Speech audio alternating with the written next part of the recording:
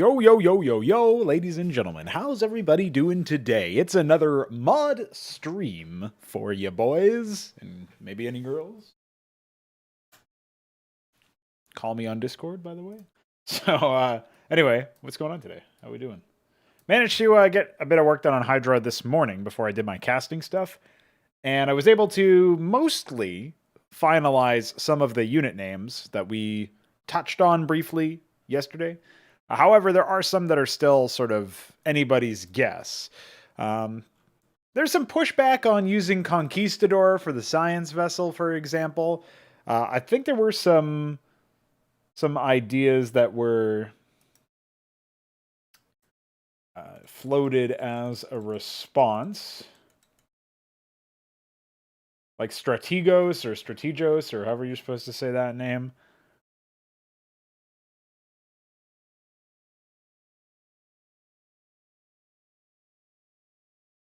Fagudo suggested Seraph. I feel like that's almost, what do you call it? Too generic in a way? Maybe we can go for something that's a little bit more out there for the science vessel that's related to an angel. Like, we already have the Azazel, which is, I think, the literal name of an angel.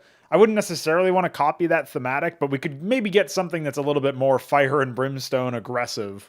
That would work. Just, I would be open to Seraph if it wasn't such a generic unit name in that sense. Because for me, nothing really screams angelic about the vessel personally. So. What's up, Chalks? What's up, Wookie?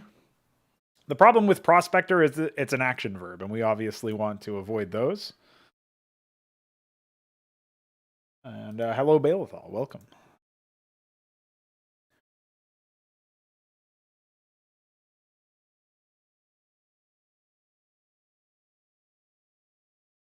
So yeah, I wound up with, for the drop ship, so I haven't actually plugged in these new names on the site yet, because again, some of them are a little bit more contentious or not yet finalized, but I wound up for the Argonaut for the dropship. The reason being is that I just feel like that works out okay. You know, like, it's obviously a Greek name, right? But it's from a story of these guys that rescue a man who is stranded at sea in a Greek poem and like beset upon by harpies and stuff. So you don't really need to know that for Argonaut to make some degree of sense, I think. But at the same time, it is a little arcane. It's a little out there. So if we can find something that's a little bit more appropriate, like a little bit more efficient at communicating the concept of saving men or ferrying men, that might work. We had so many different ideas in the last stream for dropship. We had like Trojan was kind of a funny one. It's like, you know, bringing men behind enemy lines, that sort of thing. I still kind of like that, but most people associate Trojans with virus type stuff now, which is understandable. So I wouldn't necessarily want to use that as a result. There's, of course, there was a couple of ideas that we had that were related to actual like historical vessels, like ships and stuff. But yeah, Conquistador is technically an action verb in another language, but I argue that Conquistador doesn't really mean the same thing as it's the literal word conqueror in Spanish. Like, Conquistador refers to specifically a group of conquerors who were like that now live in history, live in infamy, perhaps, depending on your point of view. So it's more about the connection to the historical people and not just the word for conqueror. Like, it's a little bit shakier than just saying it's not using an action verb, right? But I think that's what I'm trying to draw parallels to. It's like these are super advanced, like for the time, their technology was quite advanced compared to the people that they were fighting and conquering. They obviously came from very far away, explorers, cartographers, but they were able to also conquer, and that's what they live up to their name for. That gives you that feeling of it's exploratory, but also aggressive in nature, which is exactly what the science vessel is in HYDRA. It's super aggro as far as a piece of, a tool for your arsenal. So I just haven't found a word that fits as well as Conquistador does The main argument for me against conquistador is not that it's an action verb in another language, because again, I think that gets, you can kind of bypass that just by talking about the historical significance of that term. My main argument against it is it just doesn't sound very cool. I don't know. I'm not really a fan of it because it's 4 syllables, right? Conquistador. I guess you might even get some turbo virgins that will pronounce it conquistadore or something. Or just some Spaniards. I don't fucking know. But yeah, so it's not great just based on that. That being said, Knight of the Realm, Alexander, he was looking through some names or some unit names that he suggested as well. I actually copied them in here to a text file. Vercator or Vercator or whatever. Virtual cathode oscillator. Yeah, I'm not sure how this will fit anything in HYDRA, but you know, that works, I guess. So yeah, Alexander suggested a bunch of really interesting names. There were some Roman connections which I want to avoid for Protoss, but there was like Evocatus, which is an honorably discharged soldier returning to service due to military leader's invitation. You can imagine this as like a Protoss Templar unit or something, where it's like a soldier that's already served their time for the Templar caste, but then, gets requested back, essentially. And maybe culturally the request is like not even a request, really. The formality is the request, but nobody would ever turn it down, kind of thing. I kind of like that idea. And it's definitely like got that Latin inspired or actual Latin in this case, I'm assuming, connotation to it that feels really royal and has that sense of flamboyancy, evocatus.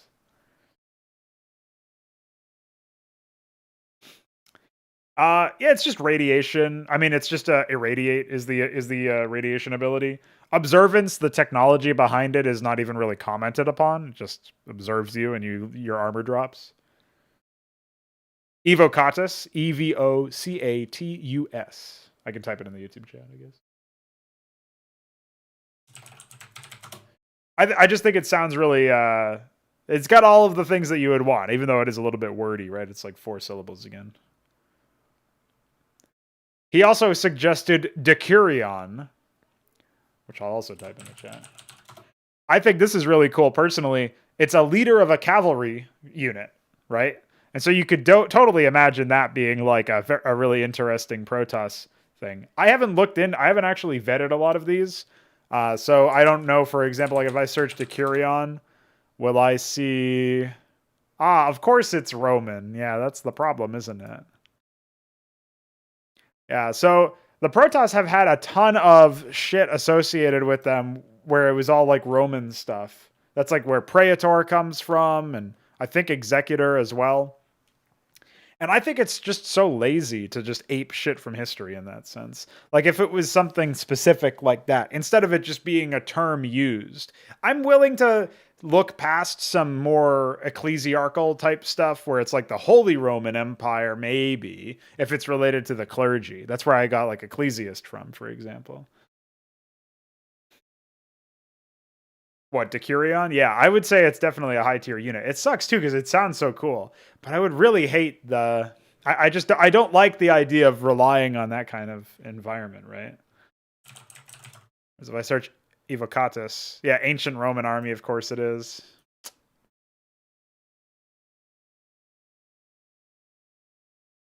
Well, Hindu names are not very compelling to Westerners. Like, we search Hindu. I guess we can just look at some of their stuff, right?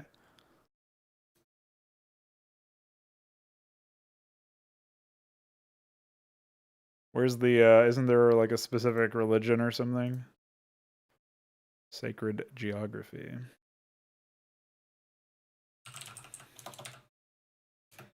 Yeah, I guess it would just be Hinduism, wouldn't it be?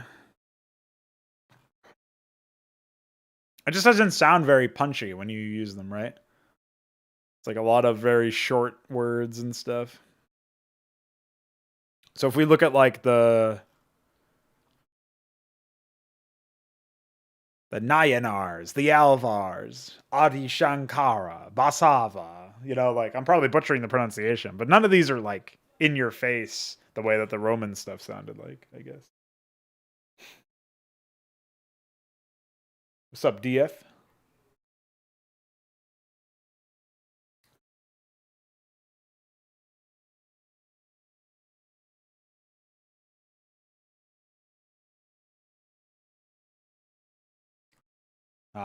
DF doesn't allow N's in his name.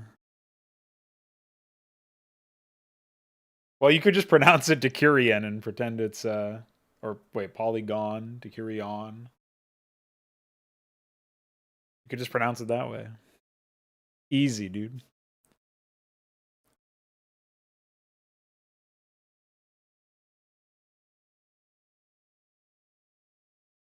Devanagari. Yeah, it's tough to translate into something that sounds a little bit better.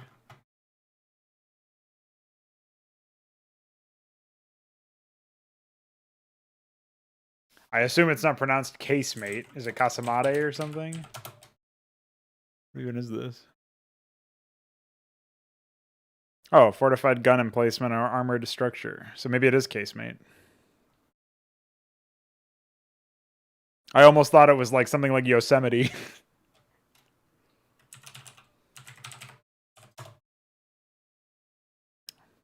Coronatus is a death metal band or a gothic metal band. Reasonable.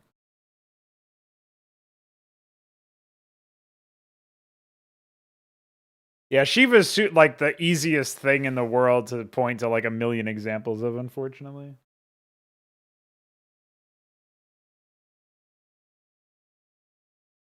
Yeah, so anyway, I'll take a look at some of mine here that I've written down. So I still have Claymore in the pool of names that I'd like to pick from, just because it does have that power, and obviously it's like both a modern explosive and an ancient sword. That was something that Balethal suggested a while back. We've got a couple of other ones that I liked was Olympian and Autocrat. I just wrote down from yesterday. I also had written down Ramses, even though it's spelt very weird. It obviously has power, and it's a like pretty much the most famous pharaoh from Egypt. Honestly, just the word pharaoh is kind of interesting.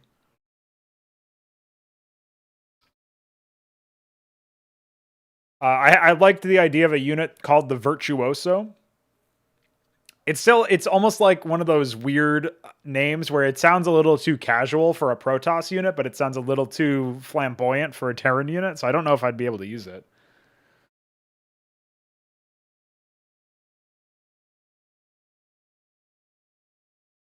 Yeah, actually, that's something that the Seraph name Fagudo tried to argue for, because the movement, which is upwards and continuous, signifies that they are born inflexibly towards God. And he says, always faces the player. It's like he tried to make a good argument. It's pretty funny. Because like the turret always has that weird thing going on with it. Or not the turret, the actual unit. Doesn't actually change facing directions. We are God in HYDRA.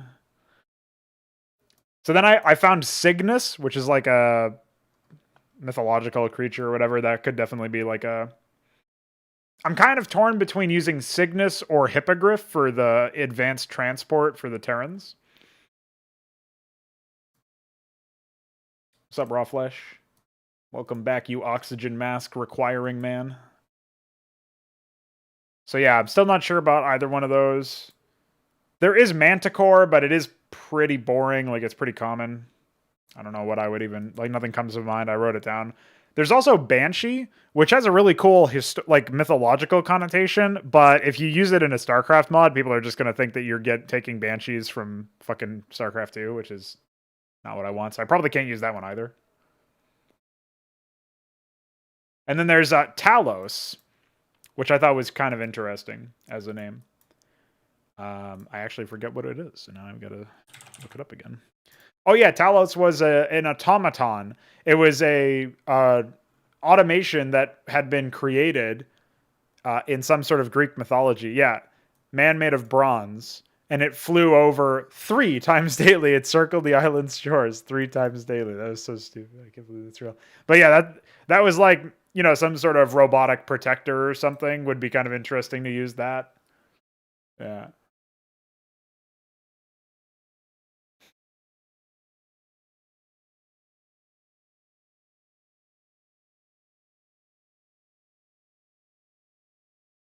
And then I found another unit name potentially called Alarion. There was also an alternate name for this called Avalarion. I think that's the name of the page. It's a mythological bird. It's a heraldic bird or heraldic bird. I'm not actually sure how you pronounce that word.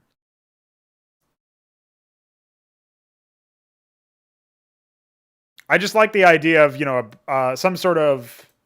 I mean, I was thinking of using Alarion for the dropship actually, because the idea is that the dropship is a herald for the rest of the units that come in. Right? It's like an omen or some sort of portent. Um, Maybe I could use it for that actually instead of Argonaut, but not sure. I still think Argonaut makes a lot of sense for that, for the purpose of a dropship. Once you like, if you're aware of what the mythology is, it's just I'm not sure that how many people actually know what the fucking Argonaut is or what an Argonaut is. So that's kind of difficult to make an argument for necessarily. And it also almost sounds like it would be just a regular unit, sort of like Olympian, right? Like an infantry unit or something. There's Paragon, which I'm thinking is probably a Protoss unit. Yesterday, I was trying to remember what unit name I came up with that I thought would be really good for Protoss, and the Paragon was the unit I was thinking of. I had another one today because I've decided to rename the probe to Artisan, and there's already a unit planned. The Advanced Worker is Artisan, and I was like, oh, I've got a replacement name for that, so I'll name the probe Artisan. And then I couldn't remember what the replacement name was, so now I'm fucked. I'm not sure about that one. There are 2 names that I like for Protoss infantry. There's Apprentice, which is kind of plain. I was thinking of naming the Probe Apprentice actually, because it's like an apprentice worksman or something, a craftsperson. But obviously, it's a robotic unit, so it doesn't really fit that idea. But Apprentice could be some sort of unit for Protoss. I felt like. However, I came up with another one that's a little bit more like emphatic, which is Aspirant.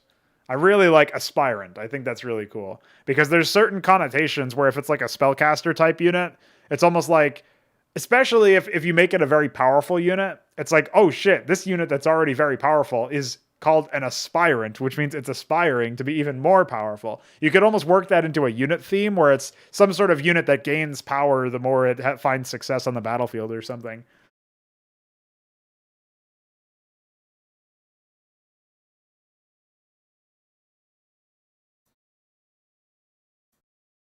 Don't say striver. What is wrong with you? I also had a luminary as an idea for a unit. I was potentially going to use that for arbiter, which we decided. What did we decide on? And decide as in, oh yeah, didact. That's what I'm calling the arbiter.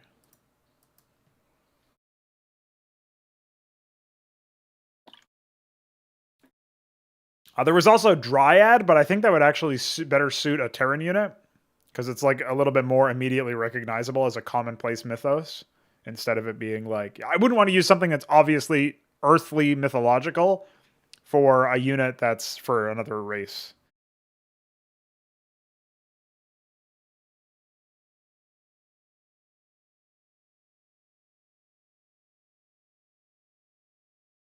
Yeah, Myrmidon is like I think it's almost like not Roman, but although maybe it will be Roman and I'll be miserable.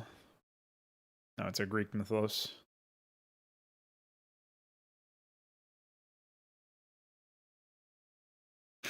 Transforms the island's ants into men and women who are called Myrmidons. That's really funny.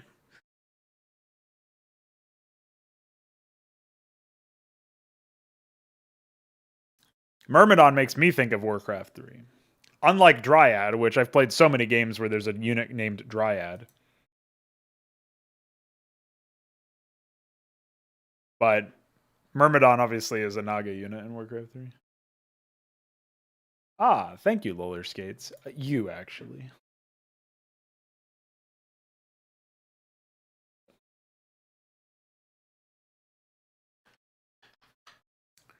I also generally favor shorter unit names for lower tier unit structs, but one thing that I am running into issues about is I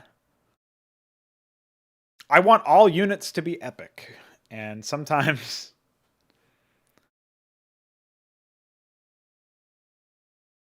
you need some epic names, even if it's a tier 1 unit. Oh, I thought you knew that when you wrote Striver. I mean, come on. So obvious. Action verber. Neophyte is an interesting one, right? Because that's like, I don't even remember what it means.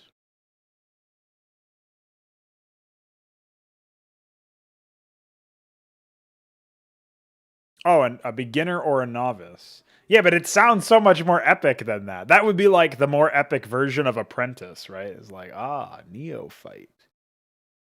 No, I don't imagine anybody actually says striver, but that is an action verb right there. What's up? We're just brainstorming more unit name ideas. I've been looking through a bunch that were sent in earlier today while I was doing some casting. Unfortunately, so many of them are related to the Romans, and I'm trying to stray away from the Romans as a connotation for Protoss. It's probably just a fucking, waste of time, though. Like, I guess most people are not aware of the Roman connotation of things like decurion, words that I've just personally never heard of, for example.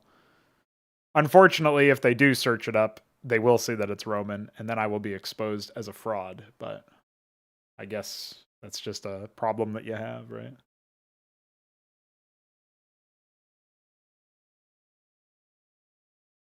Yeah, ranger being an action verb and super generic means I would never want to use it.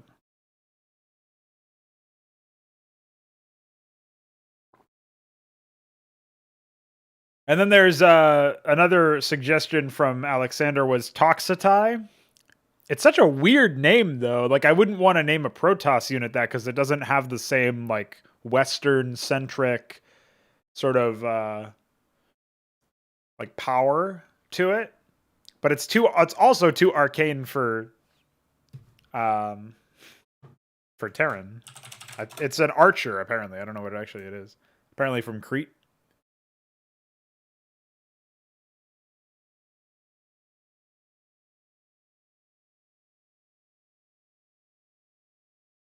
Maybe we can look up like mythological archers. Archer is also obviously an action verb. We can't have that.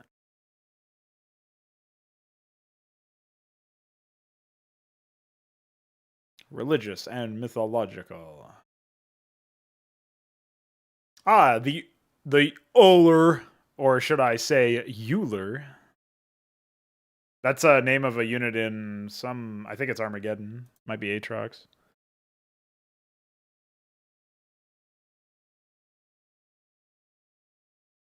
There is Artemis. That's like an obvious one. So is Apollo. Wouldn't really want either of them. Who has the Apollo reactor in Brood War? Is that the Wraith? I think so, right? That's weird that it's Apollo. Mech in Battletech, yeah.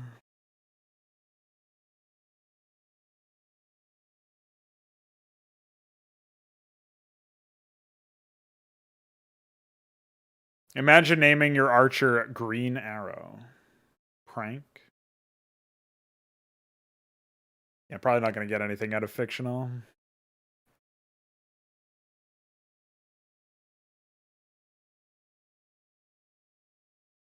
There is Icarus as well. It's not really an archer, but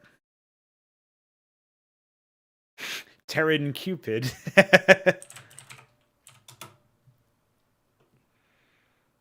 Of course, the benefit of using Icarus is that opens the door to use everybody's favorite meme Greek word, Daedalus.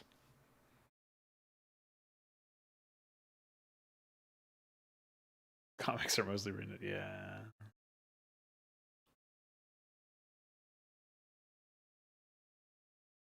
if you can't use Daedalus, you can, of course, pivot directly into Aeolus.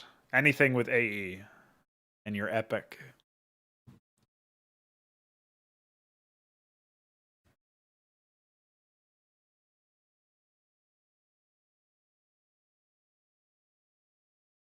Ovid. More like COVID. I wonder what we could do about that. You know, the most cringe unit name probably for a Marine type unit was Peacekeeper in Red Alert 3. That cringed me, man. That might be the cringiest name that I've seen for like a Marine or like a basic infantry unit. Yeah, Corvid 19. Corvid 3.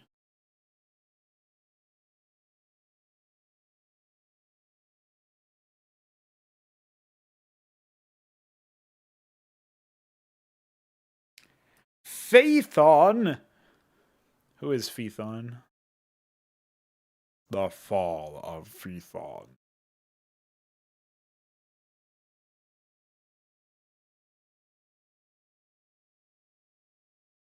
I don't even know this guy.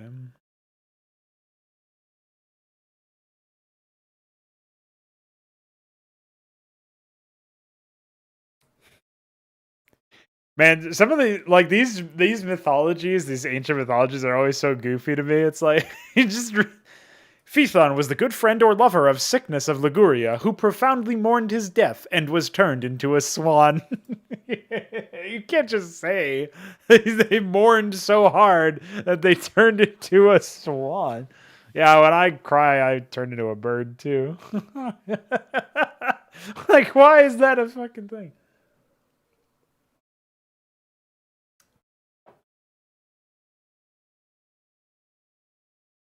Yeah, you don't turn into a cry? Exactly.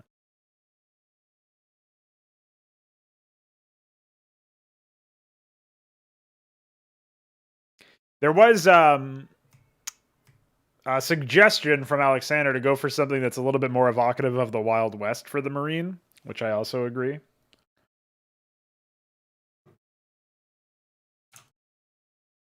Or agree with, I should say.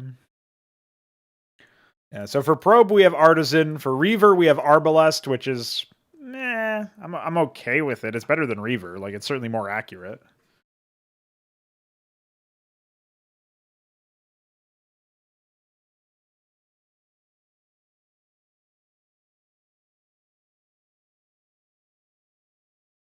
Yeah, Enforcer. Oh, man. I think out of all of the name changes for Protoss, I'm definitely most fond of Didact for Arbiter. I feel like that's just way better.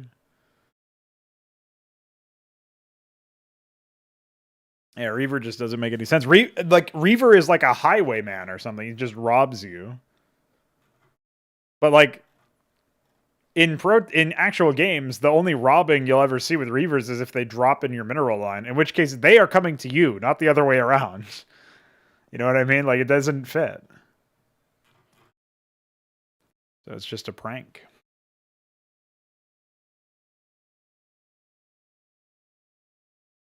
Oh yeah, Corsair is like isn't that a bird? Oh no, that's a pirate. I keep thinking Corsairs are birds. I don't know why. So yeah, that's a fair shout. We also wanted to replace Marine, as we keep saying. X, formerly Marine. And I was thinking of replacing Firebat, because I feel like it's just some... Like, I don't even know why they named it that. It's pretty weird. We'll say... Corsair.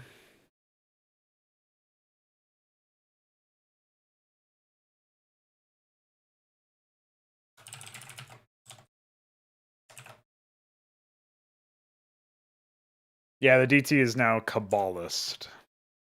I don't even think we need to worry about the lore of the Corsair being a Nerazim, though, by the way. I don't think that even matters anymore. It's not like I'm going to be lore faithful in the campaign or anything, so...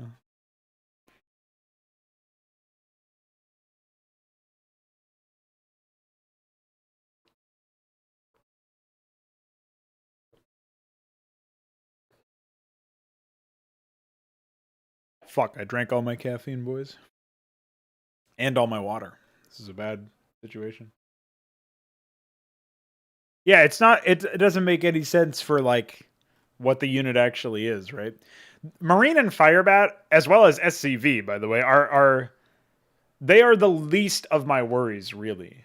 You know what I mean? Like, probe and drone are way worse as far as workers go, even though SCV is literally just space construction vehicle. That's cringe. But I'm okay with, like, I'm not really okay with Marine or Firebat. But I think they're also fine. Certainly compared to some of the other more boring names.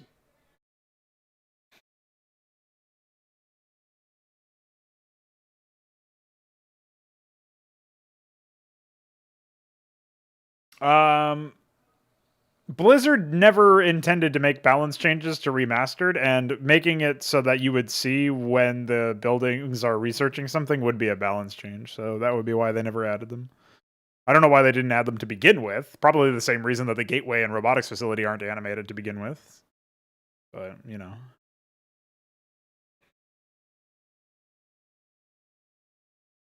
Yeah, it is the only one, Billithal. EXT, seeing XD in your face all times. Yeah, great. Thank you for your contribution. I don't think about that with Arbalest Chocks. I just think it's what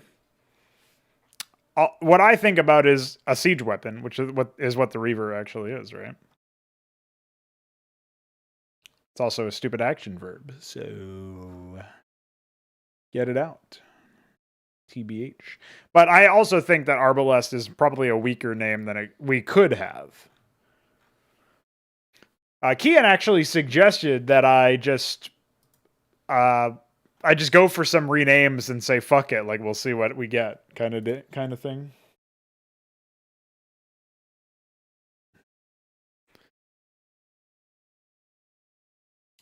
The problem with renaming the SCV is that I need to. Well, I guess it's not really that big of a deal. I can probably fuck around with some campaign dialogue or whatever to stitch together a new unit response. Because otherwise, it says he just keeps saying his old unit name. That's not an issue for the other ones, obviously.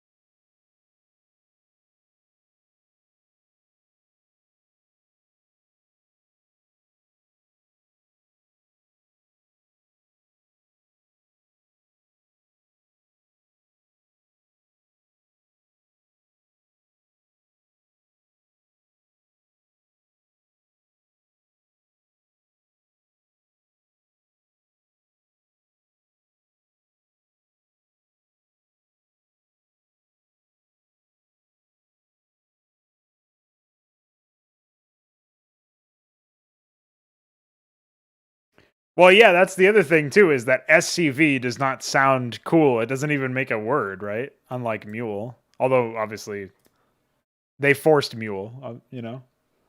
It's like... It has the advantage of being 3 one-syllable letters, so they didn't make it like SWV or something, you know? Yeah, but we're not grading on a curve here. We're trying to make the best thing possible, obviously, so... Doesn't really matter how much worse you could get. Like, I don't think Mule is a good name, because I think they butchered the whatever it originally. I don't even know what the actual acronym stands for, but I'm pretty sure that they fucked it up deliberately or whatever. Yeah, Waldo does sound silly.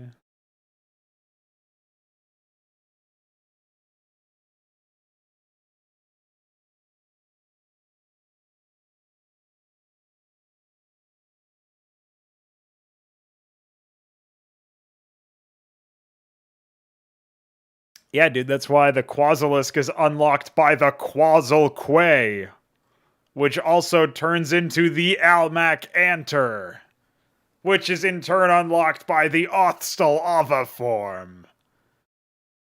which is trained by the Iral Iris and mutates into the Alazal Arbor. Because it's epic. Can't have any verbers.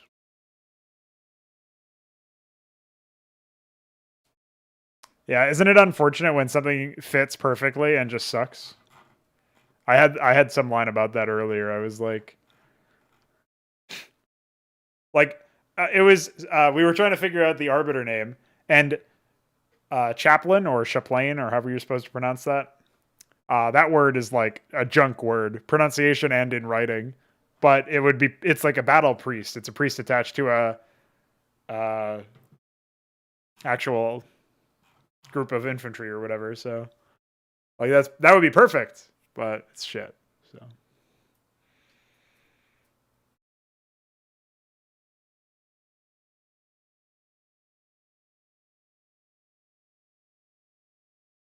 I think Cataphract is kind of cool. Heavily armored cavalry, apparently. But that's one of those weird ones where it sounds super obscure and flamboyant, but not very punchy. So it wouldn't really work for Protoss. And it's too arcane for Terran. That's in like one of those weird middle ground things.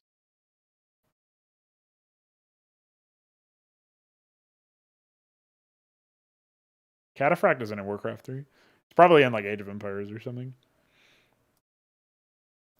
Warden is certainly a little bit more plain.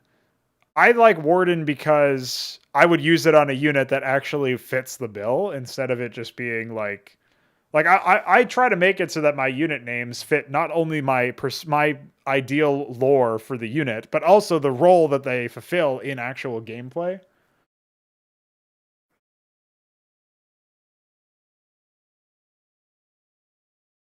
I've only ever seen it in like custom Warcraft 3 maps, so I don't actually know what other units use it. Yeah, but they're a Night Elf unit in the campaign or something. They're not even a real unit.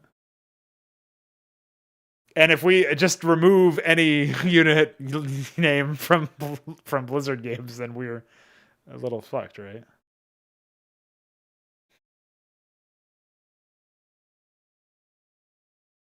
Doesn't need to be like that, homie.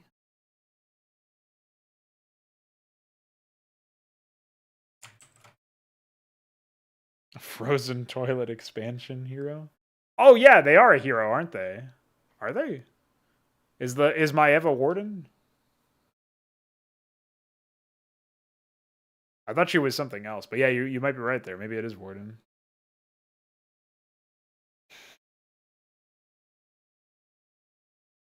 Yeah, but we're already eliminating all action verbs. We can't just ignore the potential for some other names if they have really good fits, if they act as really good fits. Yeah, so they reuse the name from some Reign of Chaos mission where Tyrande frees Illidan or something. It's embarrassing that I still know this. I should have deleted it from my memory a long time ago.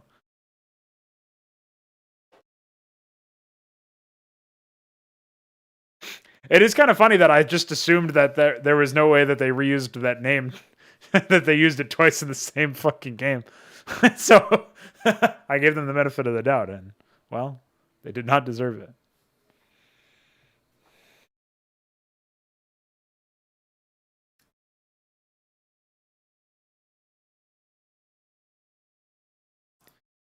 I mean, I also haven't played like Diablo 2 or whatever, so there's a pretty high chance that I take some name that I think is, never been used in some Blizzard game, and then it comes back, oh, this was in Diablo 3, you fraud. It's like, actually, I didn't know that. Erector.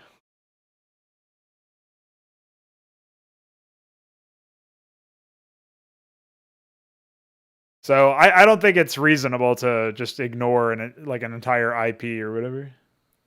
What's up, Iron Torch?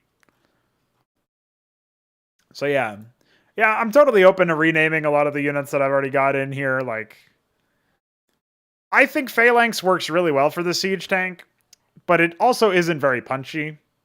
So I'm not 100% sure.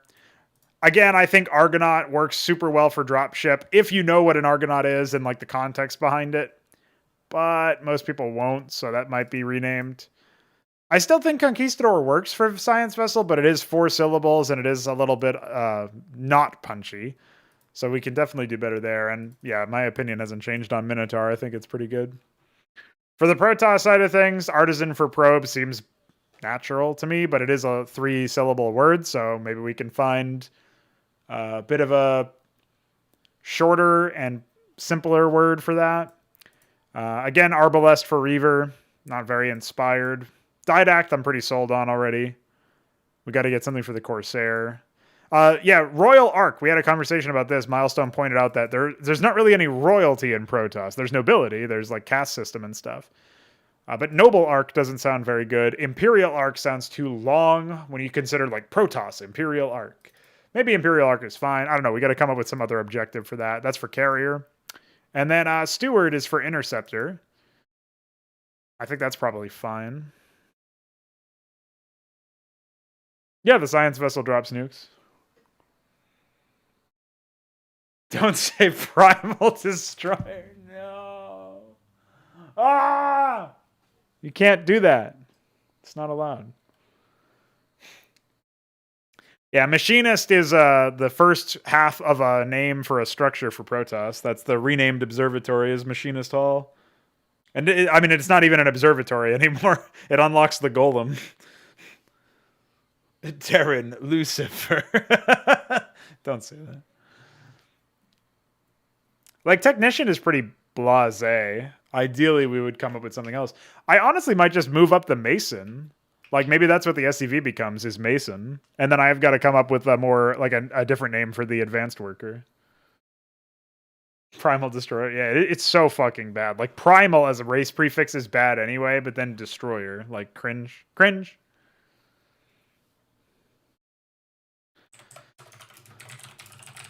Yeah, so maybe we do Mason, formerly SCV. I like that, personally. I think that's totally reasonable. Not sure what you guys think. When I was looking at thesaurus.com earlier, I searched up Mason, I think, and I found something that I wanted. This is where I was looking for something that would be good for the probe. But all of this stuff is obviously just action verb shit. Maybe it's for builder? I don't know. I saw something that it made me think about it.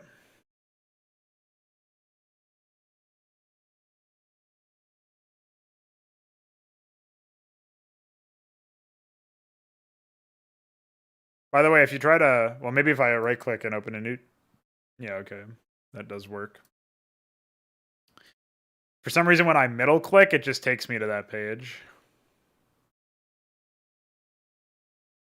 Oh, maybe it was Pioneer. Maybe that's what it was. I don't think so, though. Originator. Don't say Protoss craftsperson. Yeah, a lot of these are really dumb. You won't find too many of these properly. It's just like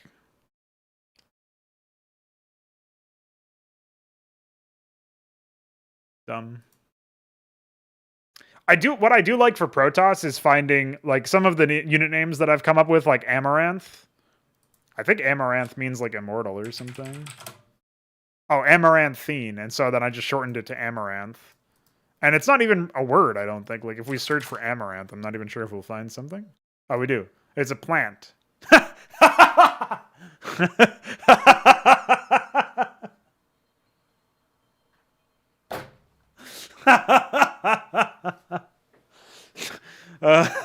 That was unintentional, guys.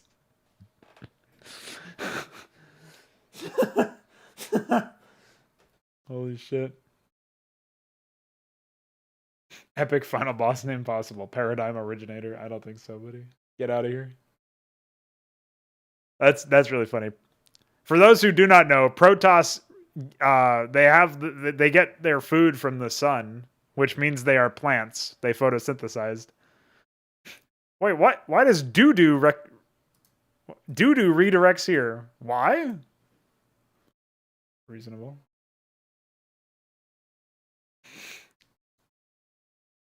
Protoss plant, yeah, it does fit the lore.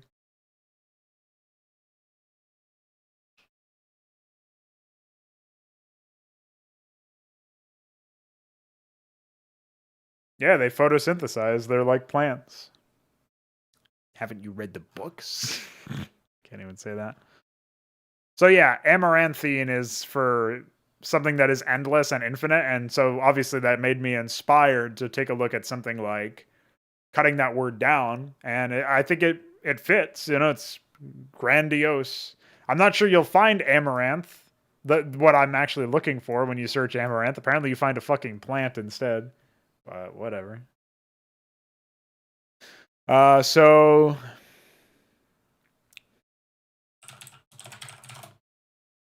if we're gonna be looking for something that is inventive, maybe we can find something like that. Follow that sort of formula. Ooh, demiurgic. I'll name a unit demiurge.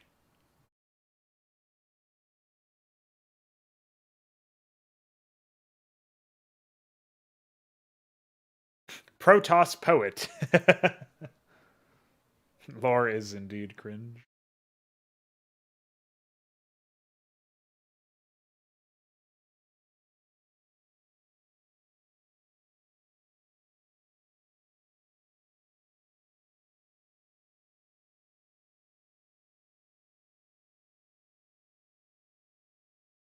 Adherent.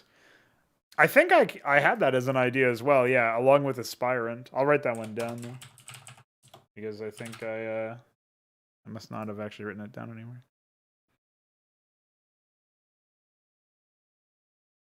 Oh, you know what? Maybe maybe some of my thoughts were related to like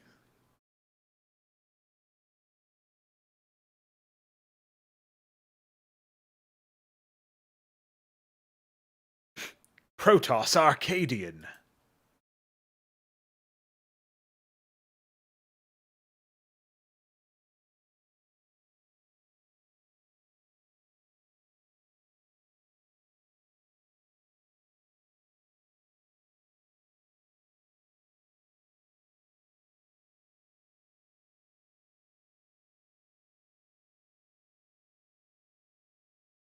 I think maybe something related to the probe rename was also going to be. It was like something related to painting or whatever, but I can't remember exactly.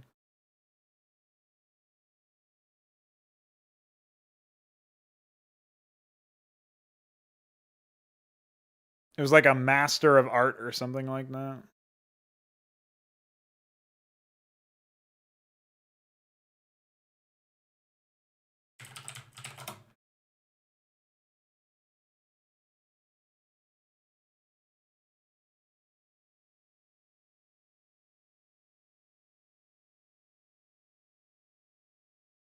Protoss adept.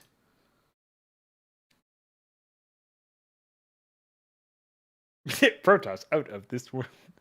Yeah, this is my normal process, by the way. This is basically what I look for all the time. If I'm looking for unit names. And again, we are just sort of looking for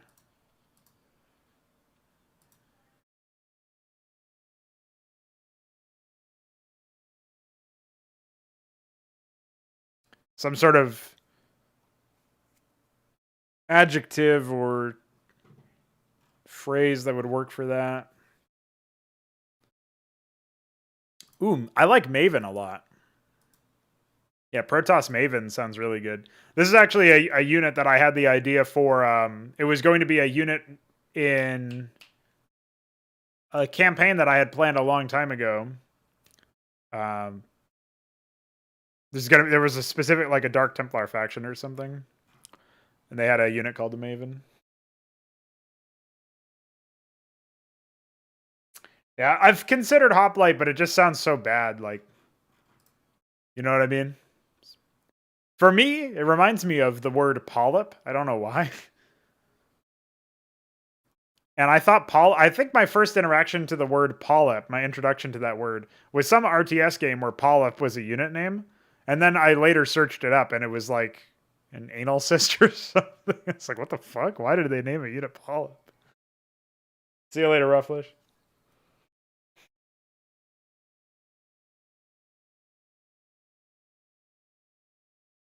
Yeah, Maestro is a bit more tyranny, in my opinion.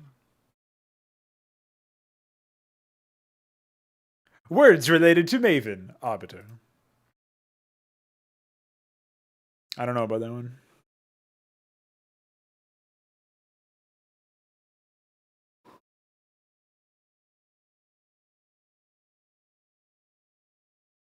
So yeah, I like Maven. I'll throw that in here.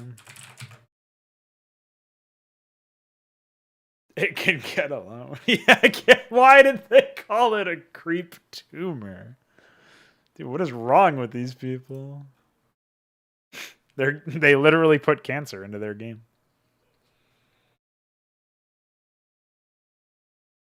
Yeah, DF, 100%. If it doesn't sound epic, then I can't use it pretty much. That's why I like how powerful a word sounds, even if it means the same thing, is like, well, I don't even think this is a proper case of it meaning the same thing necessarily. But that's why, for example, I wouldn't use I used ecclesiast for the unit that ecclesiast is instead of ecclesiarch because ecclesiarch is like punchy and powerful and ends very well. But the ecclesiast is a tier 1 supportive infantry unit for Protoss, not meant to be this like big bomb, bombastic type unit. So. Protoss yodeler. Exactly, Felipe.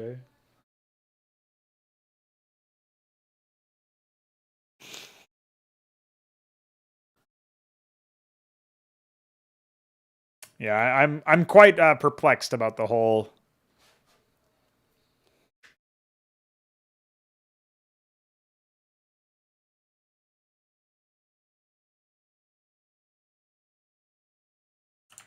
The whole Metzen thing, personally.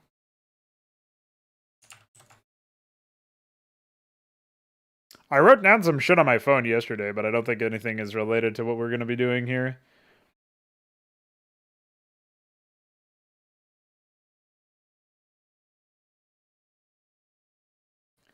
Yeah, so I would never use this as a unit name, but the term kingmaker, even though it's an action verb, has a lot of power to me personally. That was something that I wrote down yesterday. I think kingmaker is like one of those, like the term means it's like somebody who is so powerful they create the lords of the land. Like that is a huge amount of power. Obviously, it doesn't really fit as a unit name anyway, but that could be like a rank of somebody in a story. And it plays with scale in a way that most words don't even get a chance to.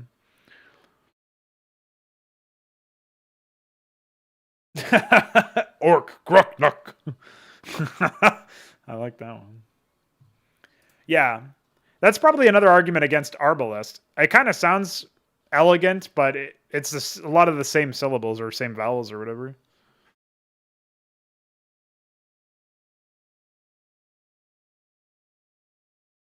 But you got Ecclesiast, you got Hierophant, you got Legionnaire. I think Simulacrum is another one that's really cool for like even though it's 4 syllables in a tier 1 unit. I think it's really cool. It has like a lot of those ups and downs, so to speak.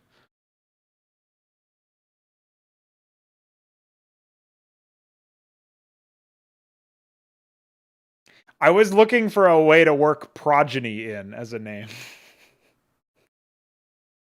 I don't think I can though. It doesn't fit Zerg for sure because all my Zerg names are just unpronounceable gibberish, right? So can't have that.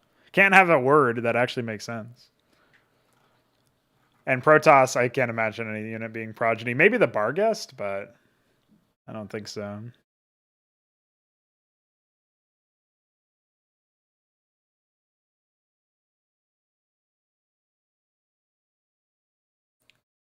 Ballista, it's a little too on the nose, right? Like I would want a word like the reason why I'm kind of like using the working title of the new siege tank is Phalanx because Phalanx is like you use siege tanks in actual game sense. You use them to contain your opponent and encroach further into their territory.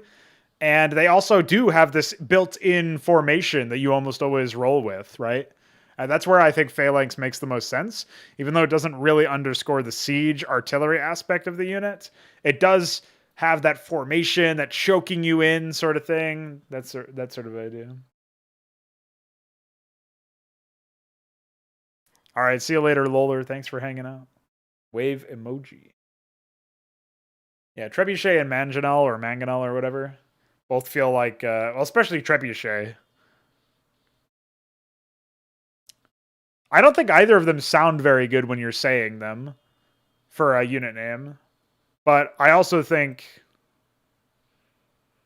it's just difficult, isn't it? It's difficult to make those units like give those units this sense of personality that steps away from just a straight up description of what the unit does, but doesn't stray too far away from that, so you still have some thematic connection. It's just also we want to try to imply more. That's like when I'm writing a line of dialogue for a campaign mission or something, I try to make sure that my line of dialogue does multiple things at the same time. So it should inform the player of some useful information in the gameplay sense, maybe characterizing the playstyle of their opponent or the tech level of them or something like that, or maybe like the environment that they're playing in. But it should also give a window into the character of whoever the speaker is. So maybe they say it in an aggressive tone or something, and that like implies a certain thing about their character. So you're trying to do multiple things with the same thing, and that's exactly what we're trying to do with the unit name, right? We're trying to accomplish multiple goals and be a little bit more subversive with what we're doing with the unit names. Trebuchet just tells you it's a long-range artillery unit, right? Same for like Arbalest in a way, to be honest. Arbalest just sounds a little fanciful when you say it, but clearly we would look for something that's maybe a little bit more imposing, and also something that still tells you this is a siege weapon without necessarily only telling you this is a siege weapon. If it's only telling you that, then you're relying very heavily on like unit responses, the unit portrait, and the unit graphic, which we don't have full control over. Like I can do unit responses, obviously, but not really the graphic side of things, and not really the portrait side of things, right? I can't really rely on that. So you're relying on those disproportionately if the unit name itself isn't very interesting.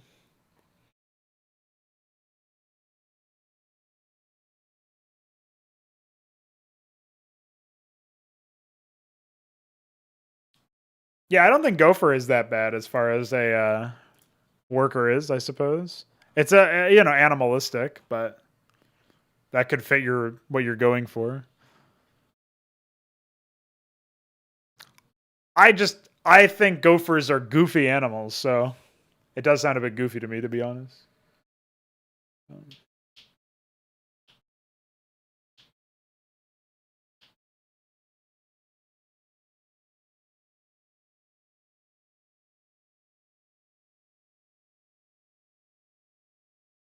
Hwacha. Yeah, it sounds it's difficult to take that name seriously, I think, as a Westerner. What is Ghost of Tsushima? Is that like a anime or something?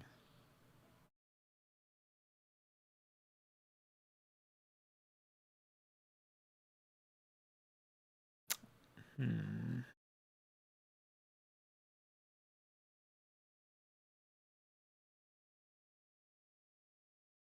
Oh yeah, Iconoclast is actually something that I think I technically use Iconoclast for the Pariah's weapon, but I can just rename that. So Hwacha sounds too much like kapow.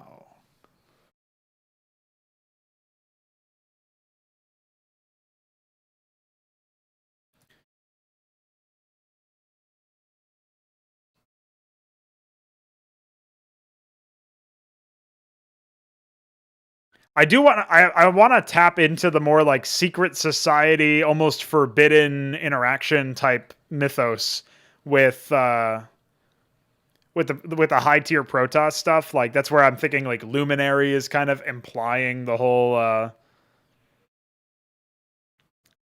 what is that secret society that people keep talking about? It's so obvious. I can't believe I'm forgetting what it is. I think it begins with an L, right? Oh, Illuminati. Yeah, there you go. You know, Luminary, Illuminati. Somebody has to actually say it out loud for you to make the connection most of the time, I think. But you can imagine like that's up there.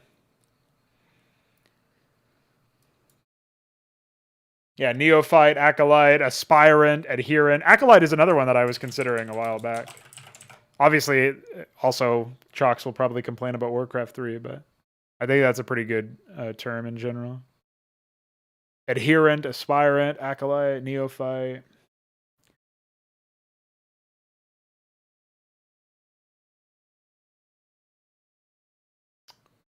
I think a high tier Protoss robotic unit could be Tetragram. I was even considering renaming the Demiurge Tetragram, but it doesn't. I like Demiurge too much. But Tetragram literally is like the Jewish god, basically. Although it's like an artifact that has the 4 letters Yahweh, the 4 letters of Yahweh on it or something. It's like not even really a biblical reference. It's like a reference to something that is like a biblical artifact almost.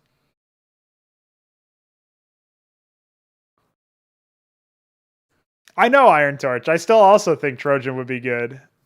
And again, Argonaut, like that's what I've got for the current dropship, but it does sound a little bit out of place for a tier 1 unit, right? Yeah, maybe Terran Trojan is really what it's all about. I just feel like most people would default to Virus. Not really what I'm going for. And it doesn't. I would also like. I was looking up like some sort of bird name, like a legendary bird name of some sort. That would. It's like the idea is that I wanted to go for something that would be a little bit fast, because while the dropship itself isn't fast, it unloads super fast compared to other transports. And I kind of wanted to encapsulate that in the name somehow, is that it was an agile transport, an agile unit in that way, in a way that's unconventional for you to be agile in. Yeah, we actually looked up Karen. I was looking for the name of his boat, but I couldn't find it anywhere.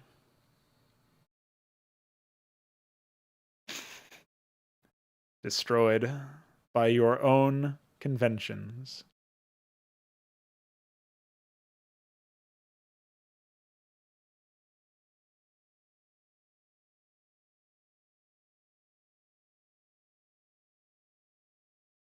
I guess since the authority is what produces the Reaver, we could have something related to. Let's see. Authority.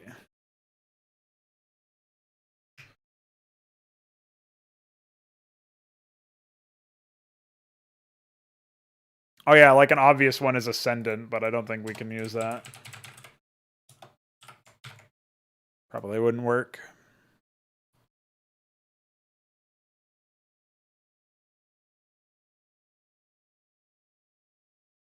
What's the word that begins with pre, but it's like a term that's like prefect, I think it is. What is that? It's like no. Isn't prefect a word? Yeah, prefect. Magisterial title of varying definition. Okay. So it's like regent or something. Of course it's ancient Rome. Fuck. What's it like in the Roman Catholic Church, I guess.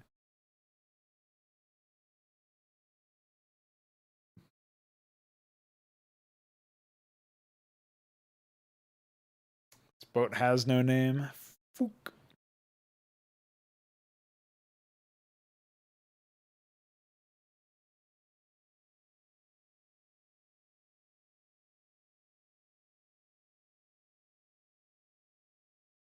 Don't say Hellfire Missile.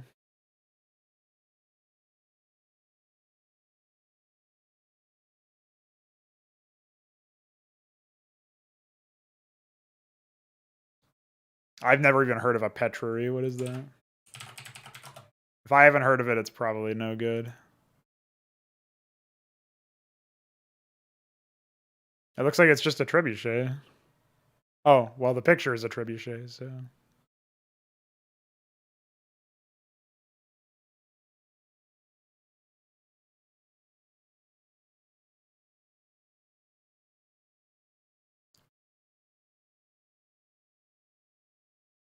Yeah, again, I wouldn't want to use something that's just the meaning is no deeper than class of siege weapon.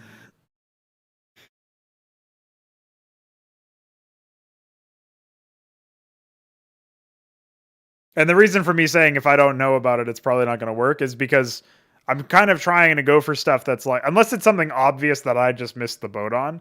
If it's something super obscure, though, sort of like Argonaut, right? That's the main reason why I haven't gone ahead with that. It's because, like, I don't think most people would get it. Like, if it's not going to be efficacious in that sense, then it's almost like pointless to use for something that's going to be so common. Like, petrary almost sounds like a chemical lab to me. But maybe that's because I'm thinking of mortar and pestle or something. So that's probably not a common association.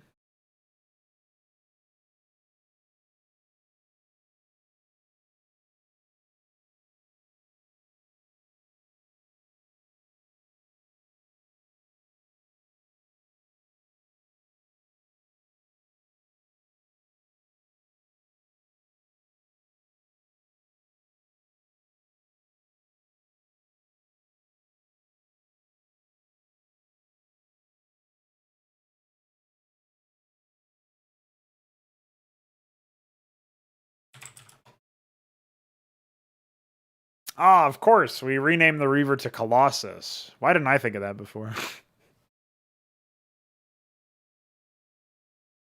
Absolutely destroyed.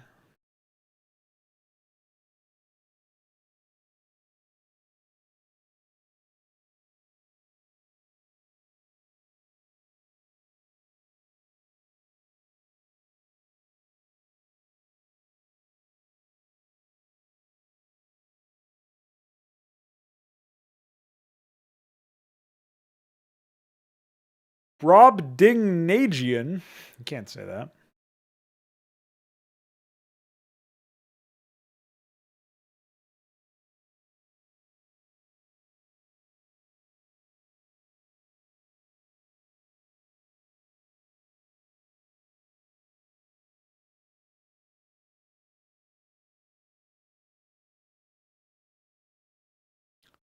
Hey, what's the matter? You never heard of Brobdingnagian?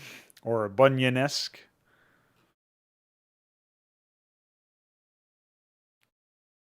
Yeah, there you go.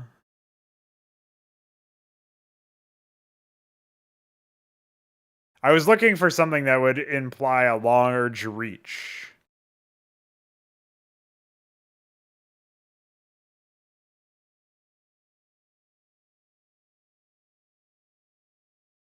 But don't think there's really anything here.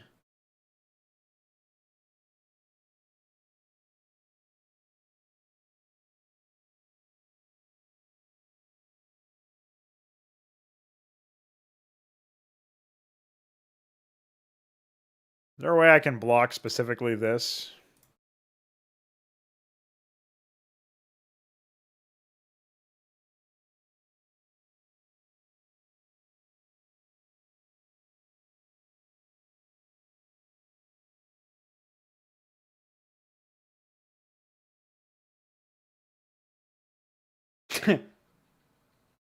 That is true.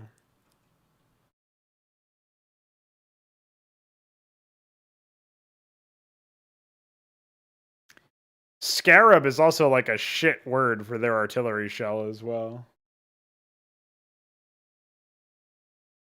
Do I even want to look up Danish? Danush? It's just a guy. Did I misspell this?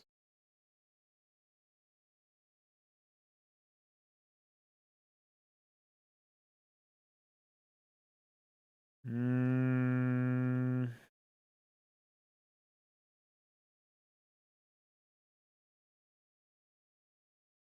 Scarabs aren't flying units. That hasn't been in the game in a long time. That was an upgrade. But that did improve their max range, yeah.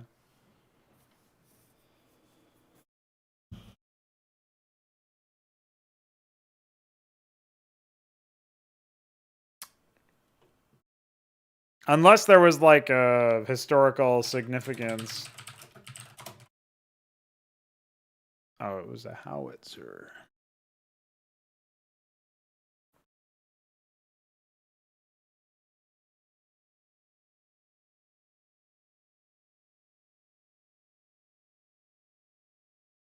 Yeah, I'm not sure if there's much of a reason to use this. Like the word sucks for a unit name anyway, but I'm not sure what the thematic connection would be besides it being an artillery gun. Like I was saying earlier, we want something that does that and implies more as well.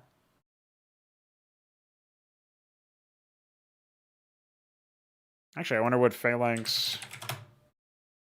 Oh yeah.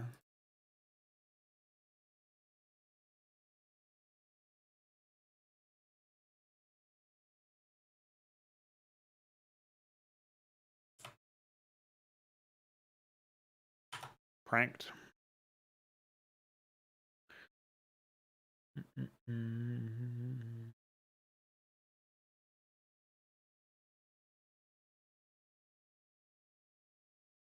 That's why I think phalanx works better, is that it's like most associated with the formation of something, right?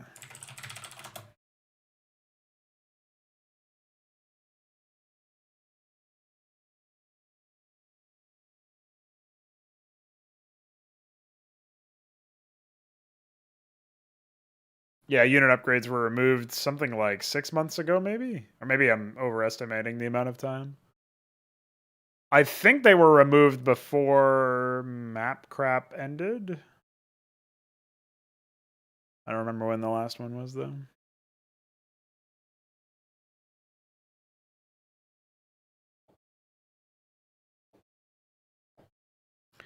So yeah, I'm not 100% sure about...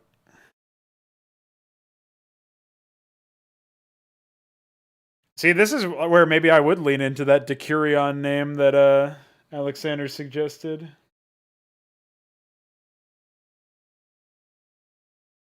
Leader of a cavalry group.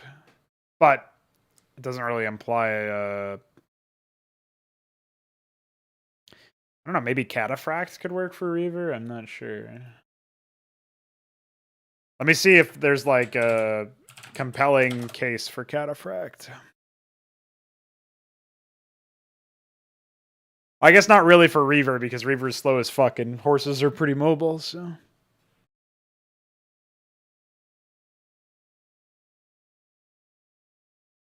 I'm thinking Catapult. That's why I was thinking Cataphract might have a connection, but it's just a heavily armored horse, right? So.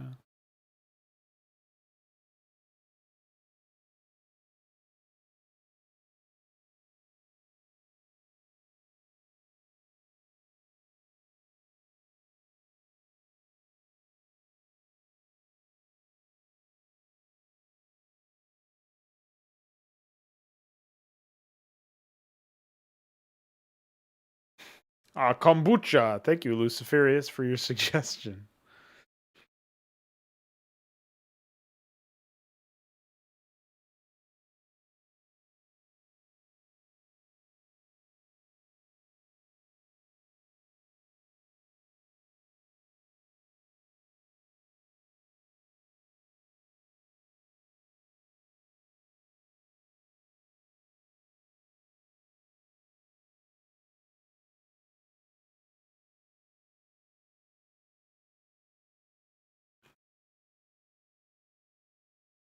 Yeah, they definitely don't make thematic sense.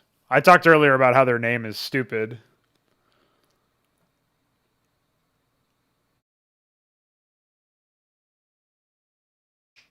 But the name is not the only thing about that unit that's stupid.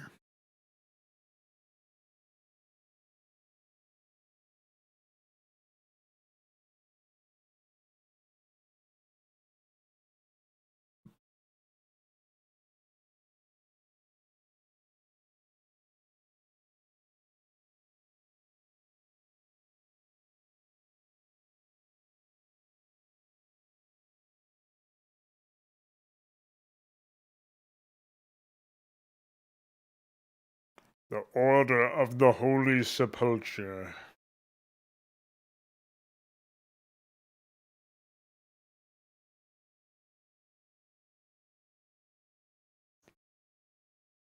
Trilobite. Yeah, because trilobites also crawled. Yeah. Crawler, dude.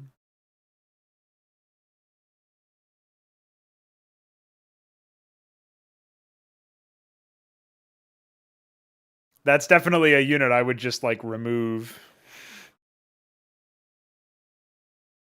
But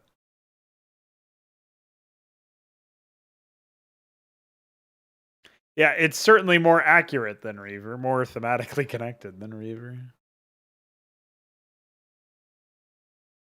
Barbican? What is that?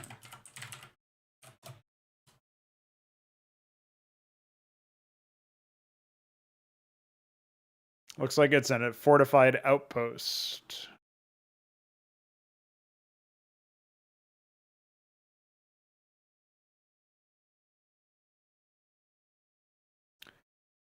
Guess you could rename like or have a bunker upgrade or something.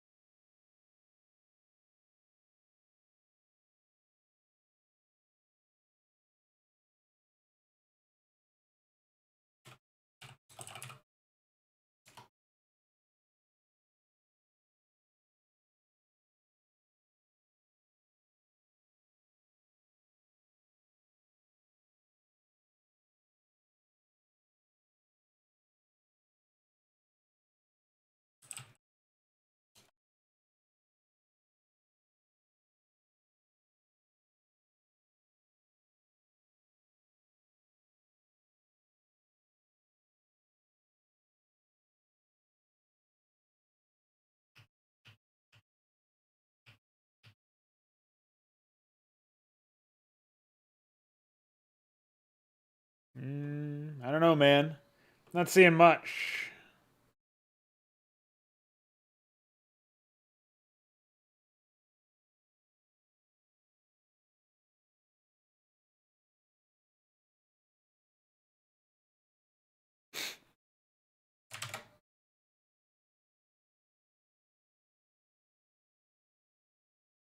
Crawler is better than Destroyer.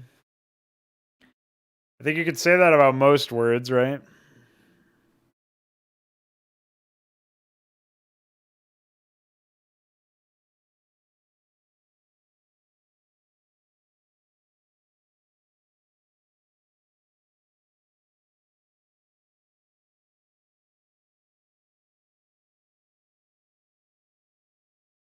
Oh, Dragoon is another unit I would like to rename. FYI.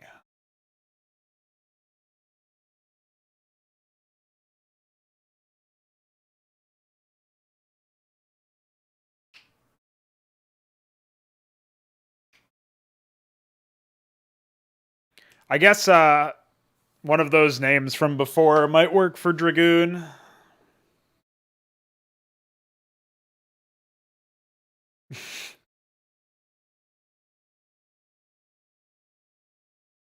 I guess Destroyer is pretty common in other cases too, yeah.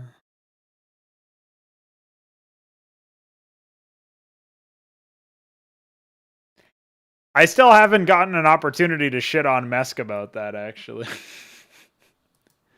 I don't know if I ever will. If we'll do another Big Boys table, I have to remember to ask him about that, because in all he has some like hero unit for Armageddon in Armageddon Onslaught called the Great Destroyer. And it for me, I don't get why he thought that was a good idea. B-ow-ow, B-A-E. Or is it B-O-O? Booby?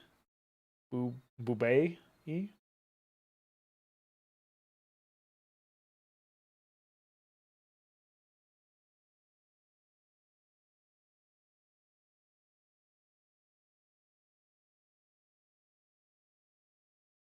Baobie? Baobie? Baobei? Baobei. Baobei. E. 3. You. Yeah, you're gonna have to help me out here. Can I see it in the actual YouTube chat? Let's find out. Nope. Is it that?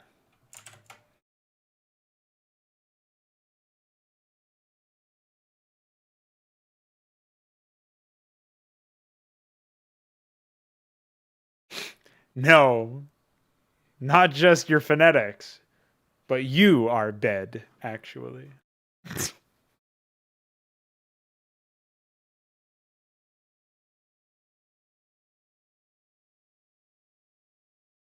Boo B. What would that end?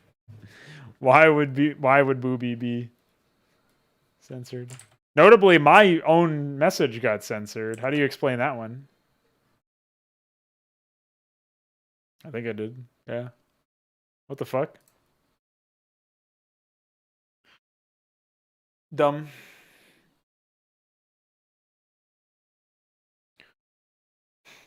It's my fucking chat and I can't even type in it. Love that.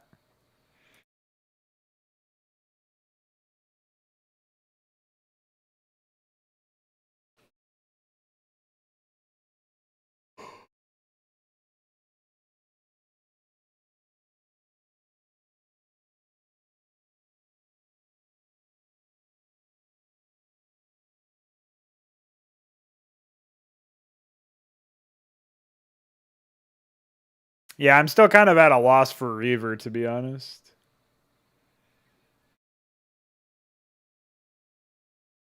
I have to come back to that one. Just like I'll have to come back to this stream after I go get more water, BRB.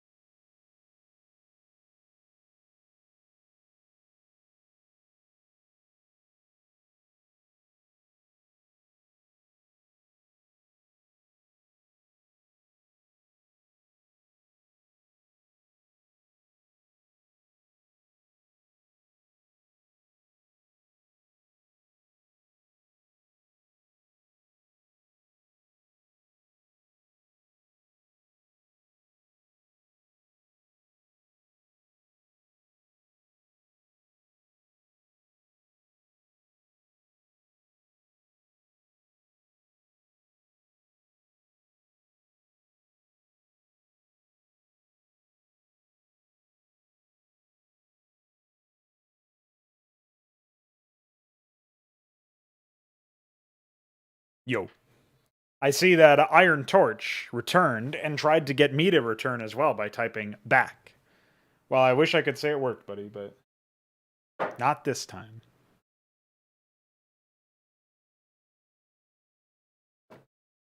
Isn't Janissary Roman? Janissary sounds pretty Protoss-y, but...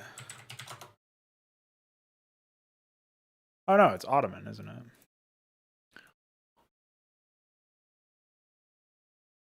I don't mind it, but it's also 4 syllables, right? Pretty long for a tier 1 unit.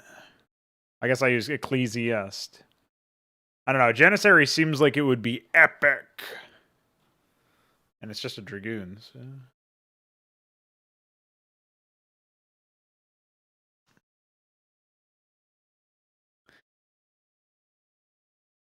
The real question is, if Phoenix reincarnates in HYDRA, does he turn into a Dragoon? Or a Hierophant? Or an Atreus? Did I change the Zealot name? I think Zealot's fine, honestly. I mean, it might be a little, like... Might be actually over elaborate. But I think it's fine. It's 2 syllables, pretty solid overall. I mean, I have Legionnaire as the other melee fighter name. So... I could see a world where you rename the Zealot to something a little bit more reserved, I guess. But I don't know. I think it's fine. Way less of a concern than Dragoon for me. Thankfully, most of the really shitty names have been taken care of, right? Like, it's really just Reaver on the Protoss side.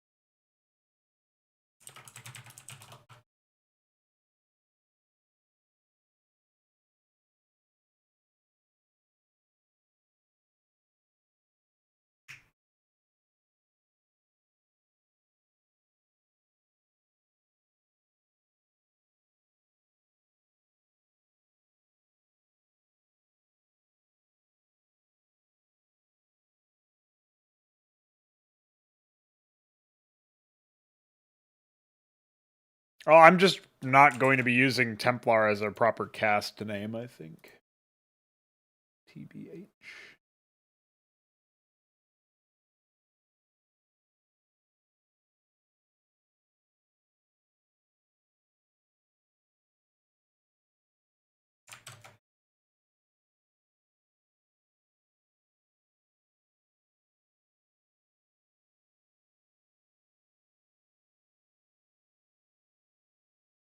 Or I'll just rename Templar entirely. Could be adherent or something.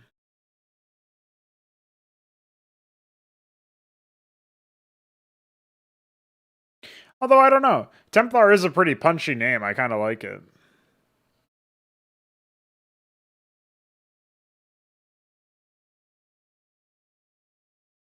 Yeah, I don't know much about the whole language thing. I haven't gone that deep.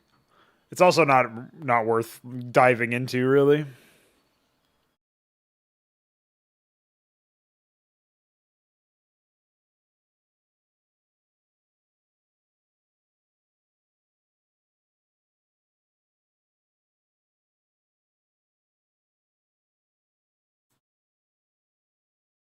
I like the word gallant.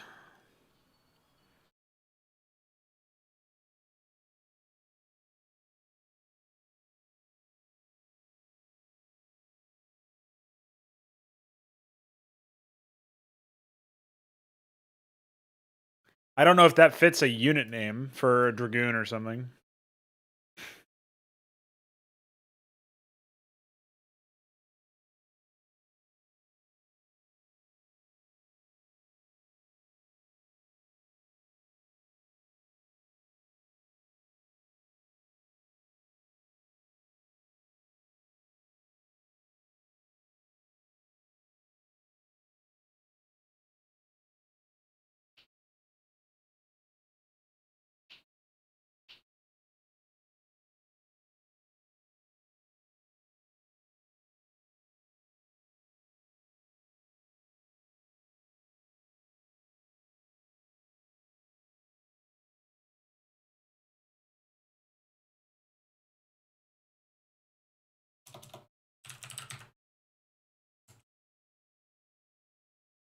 Oh, it's like Templari or something, yeah.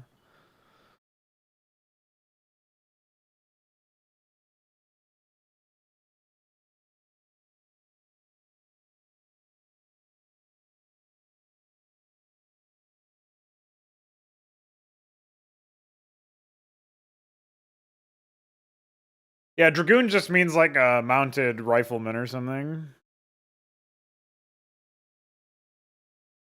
But it doesn't fit for Protoss at all.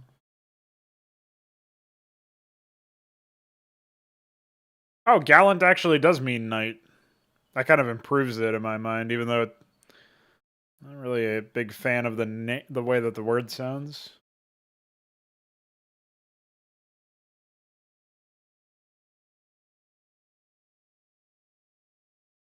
Yeah, it's just a zealot on a warthog turret from Halo blasting away.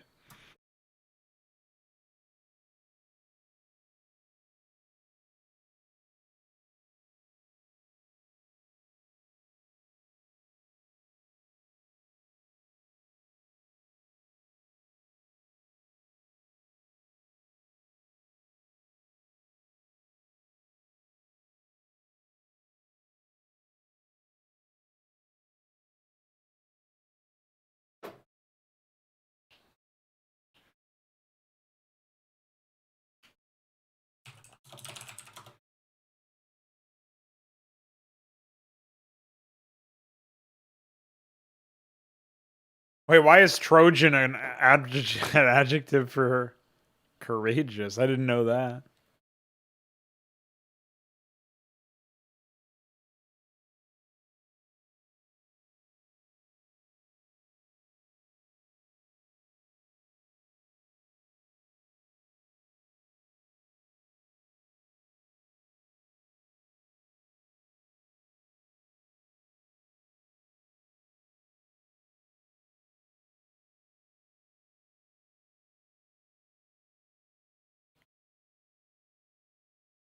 Is this supposed to help me pronounce the word, by the way?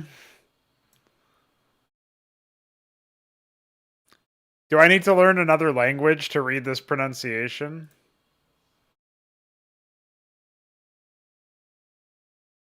Yeah, I guess I do. I need to learn the International Phonetic Alphabet. Very helpful. I guess I can just search. I'm pretty sure it's Cavalier, but it might be Cavalier.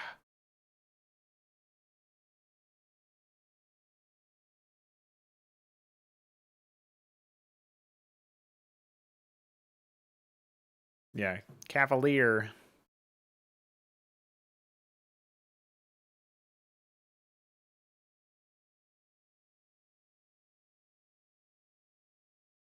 Yeah, but I'll never learn it, so it's not helpful at all. Get it out.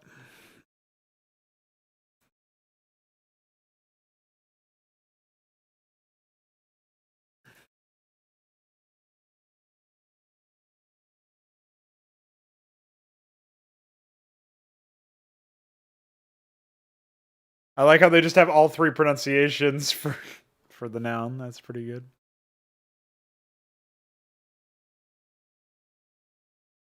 Not that you guys can hear him anyway, but it is pretty funny.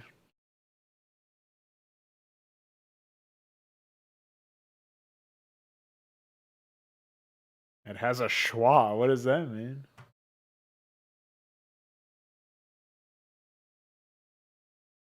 A moist schwa.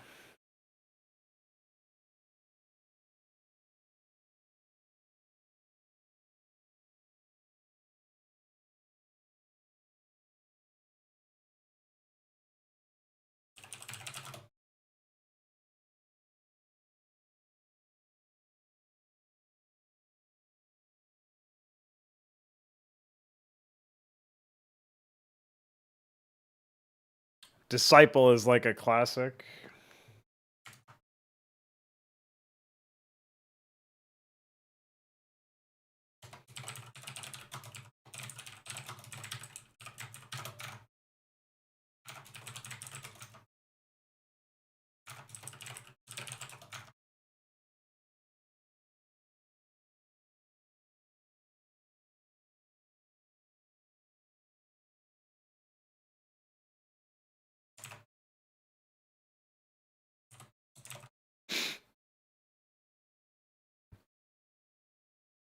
Reinforced bioskull.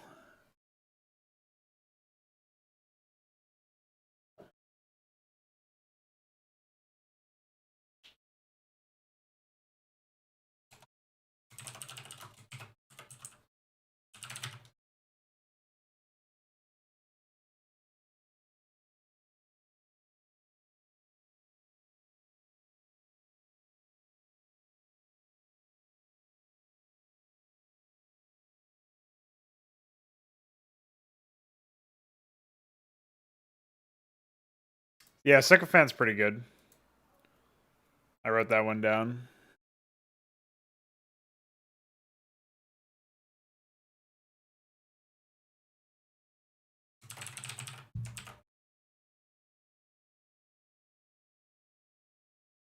Yeah, so Gallant or Cavalier, I think they both fit for Protoss. Question is, do I actually want to replace the Dragoon with that? I don't know. I think if it's possible to tap into that whole like resurrection aspect, that would be cool.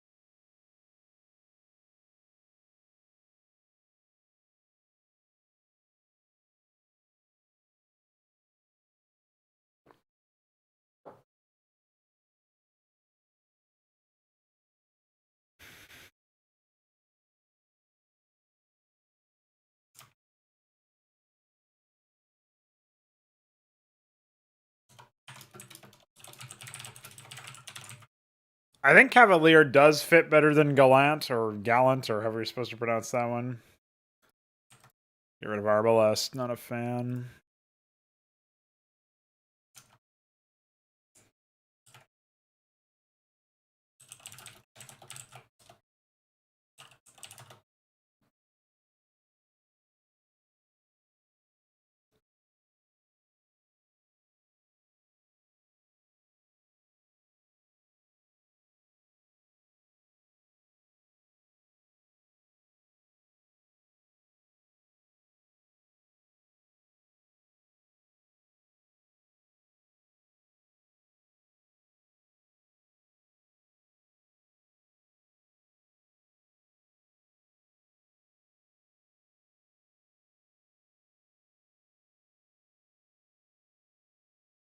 I'm thinking Righteous Arc instead of Royal Arc. Righteous also doesn't really feel proper. It's flamboyant enough, but I don't know.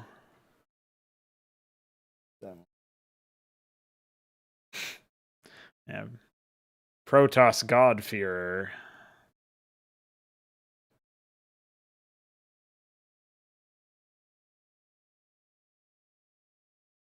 Sacred Arc sounds too passive almost.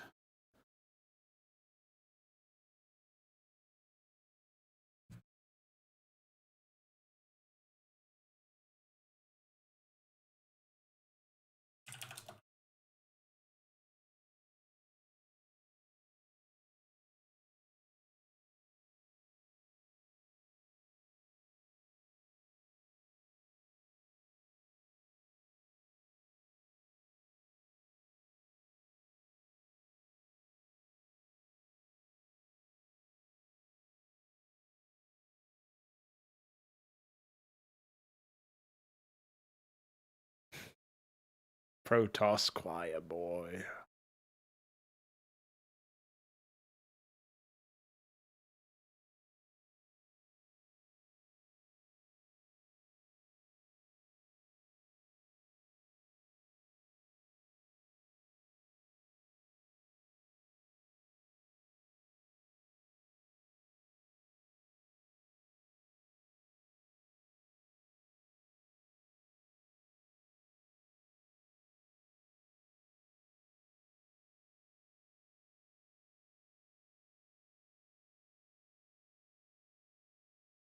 Could go with Hallowed Arc, I guess.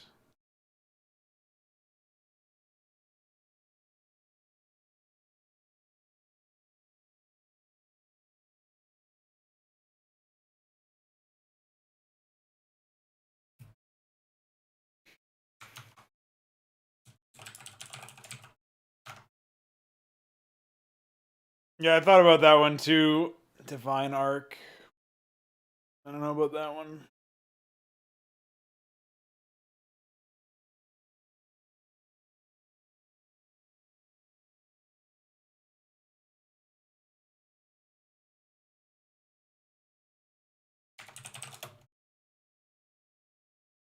Oh wait, I wanted to find in files.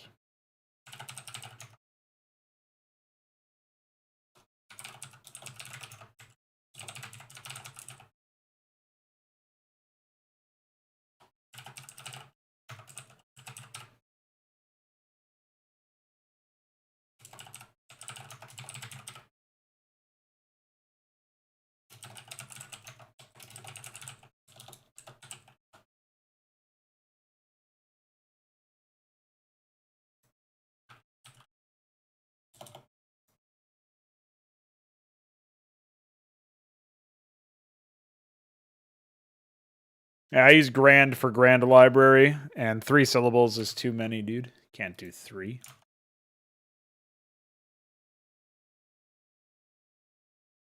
Radiant doesn't sound too bad, though.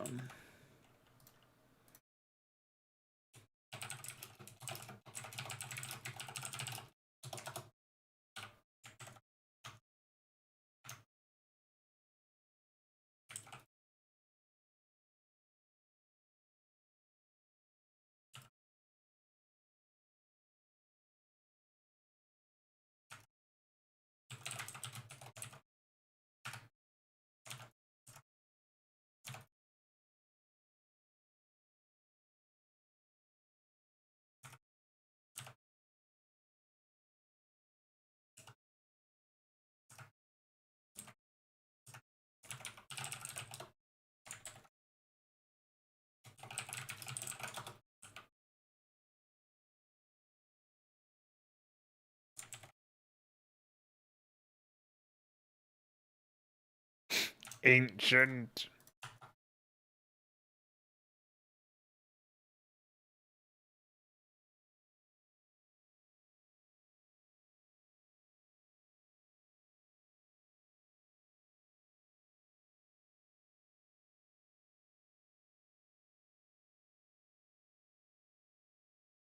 Alright, so I've put in the didact change. I guess we can do the same thing for SCV into Mason now, too. Problem is I already have Mason in here as another unit. It's a bit awkward.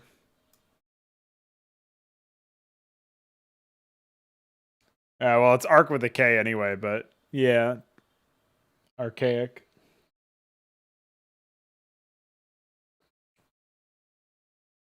I still can't believe in Heart of the Swarm they actually just have a character called the Ancient One. Pretty cringe. What is the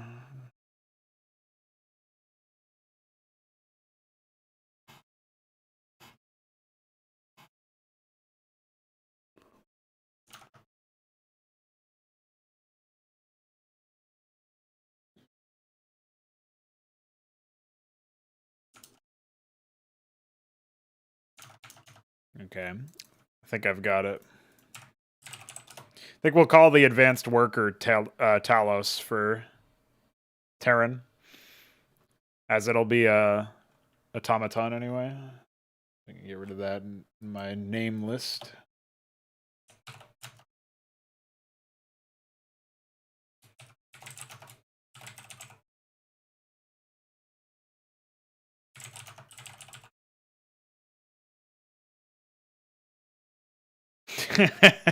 The devouring one.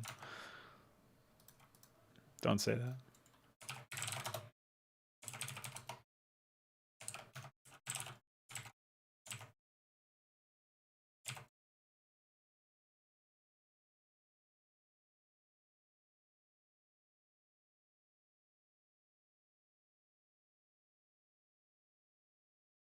Hunter Killer is probably the most cringe one.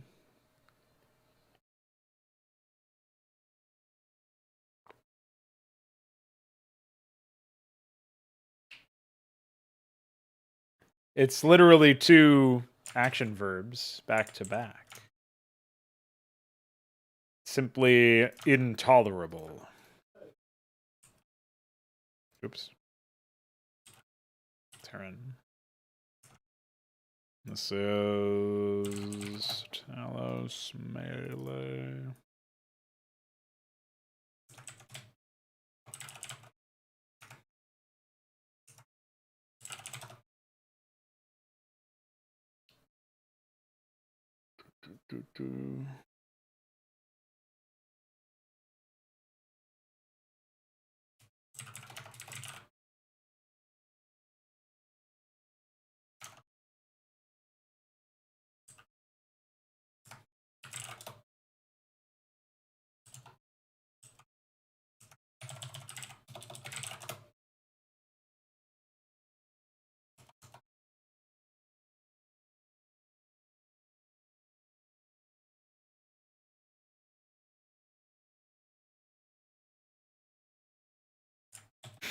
Zerg, eat ore.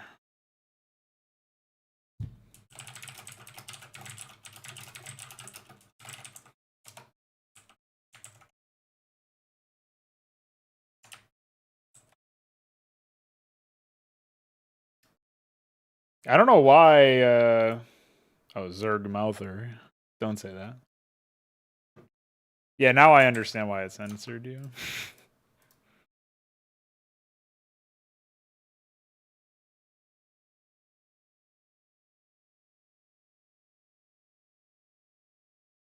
Oh, that's a good meme.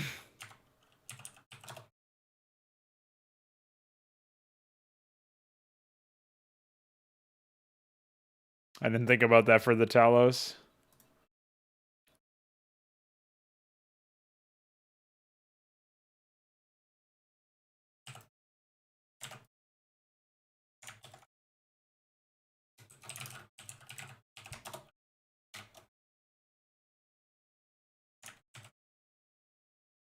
All right, now it won't say Talos.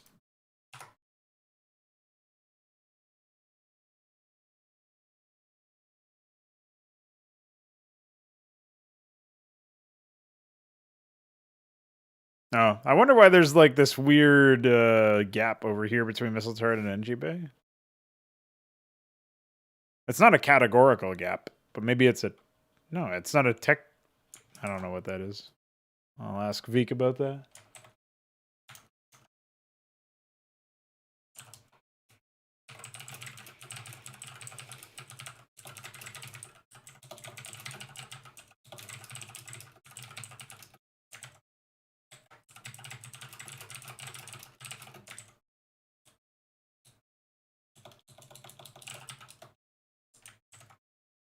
It can't be due to categorical gaps or anything either, or tier gaps. I don't think. So yeah, I don't know what's up with that.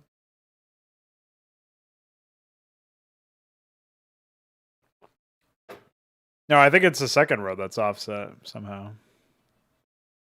I don't think this has anything to do with it, but yeah, I don't know. It's weird.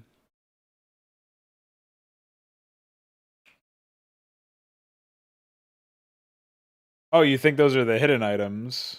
Might be.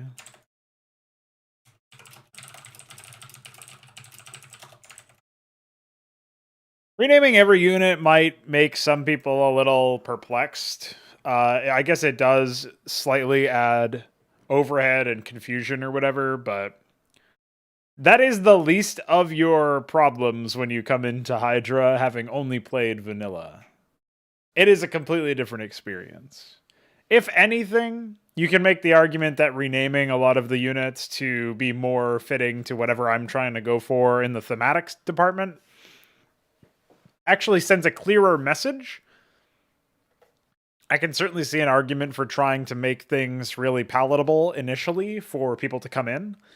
But I think that's the job of actual content. And I don't want to have my project held back by original elements, just so that people can get in the door easier. Even if it's something as superficial as a unit name.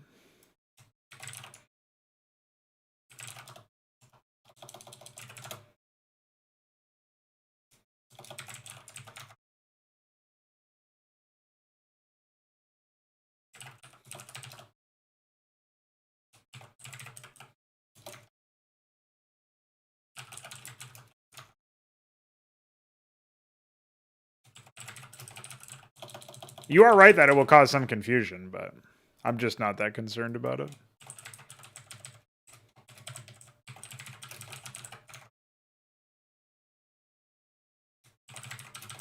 The tech tree changes are so vast that people are going to...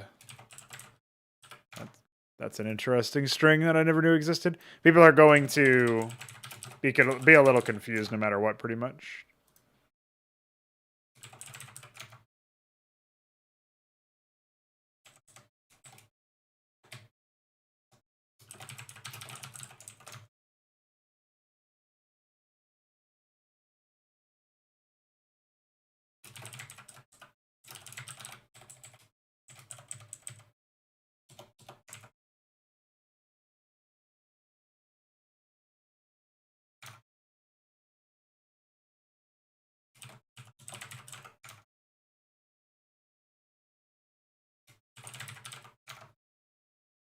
It's funny that I didn't change that from the prank.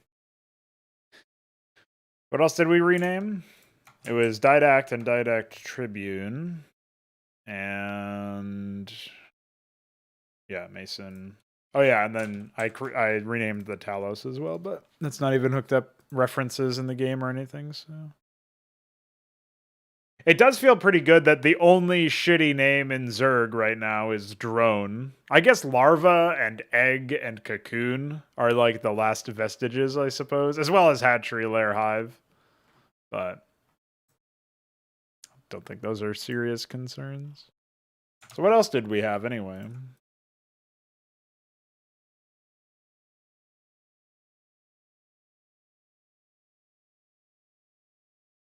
I'm still going to sleep on Hallowed Ark. I'm not really fully convinced about that one. I think Interceptor being Steward is totally fine, though. Like, I don't really see an issue with that. Interceptor is just a boring noun that's also happens to be an action verb.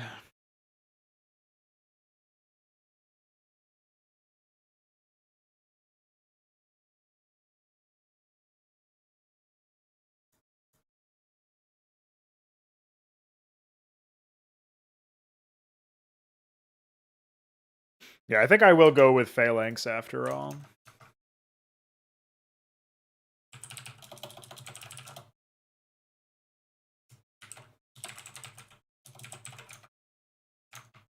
Oh, yeah. Sephirius mentioned that he saw that Phalanx plural was phalanges. Not actually doing that one, of course.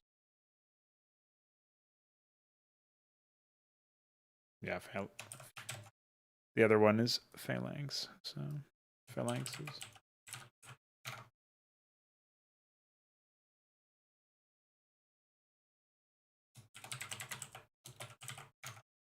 Yeah, it almost sounds like fighter or something, you know?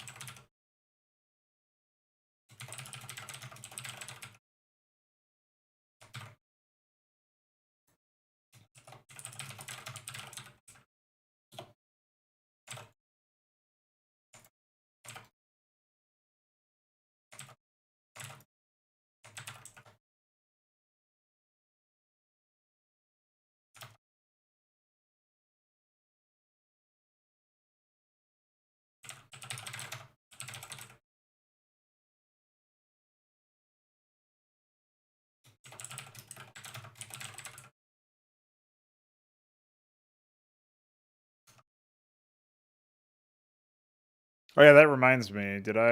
Okay, it is still a capital. But did I do this as well? Yeah, okay.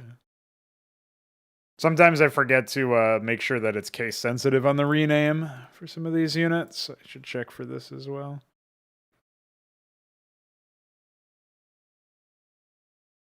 Yeah, I didn't. Okay.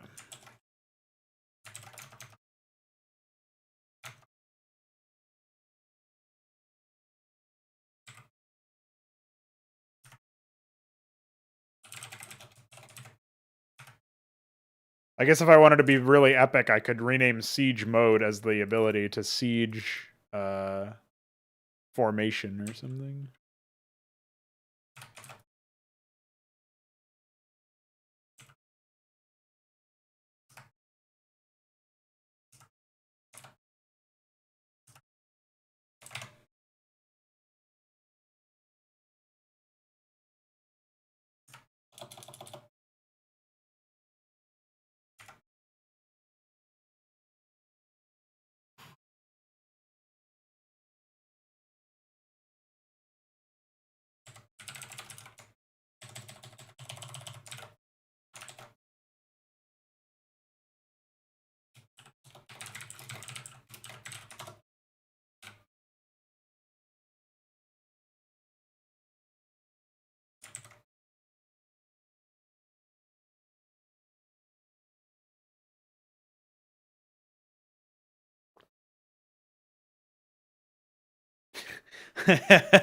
Yeah.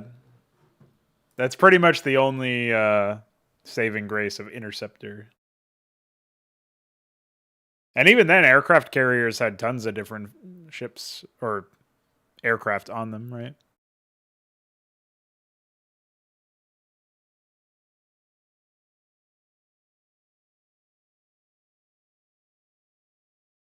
Ultimate flagship.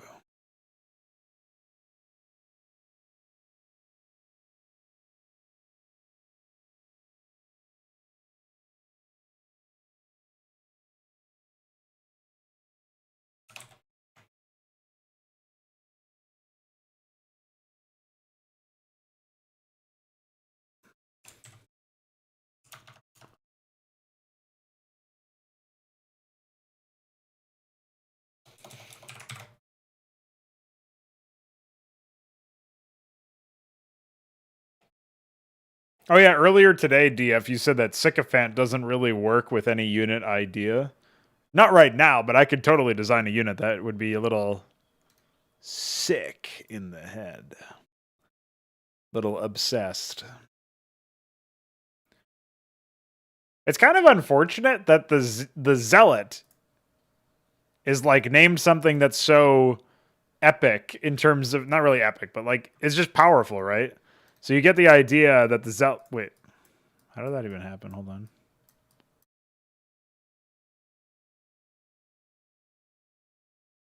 I don't know what I just did. Somehow I went to the Terran page from here. Hidden link. Crouching Tiger, hidden link. Anyway, Zealot is the name of a unit, right? But the actual voice acting for the Zealot sounds like, I don't know. Maybe it's just me, but he sounds very uninspired. Like he's not really whisper yelling, but it just he doesn't sound very convincing. I don't know. He sounds almost emotionally dead. Some of the campaign transmissions or pissed lines sound more convincing, but the actual unit responses, for me, like the normal ones that you're just hearing.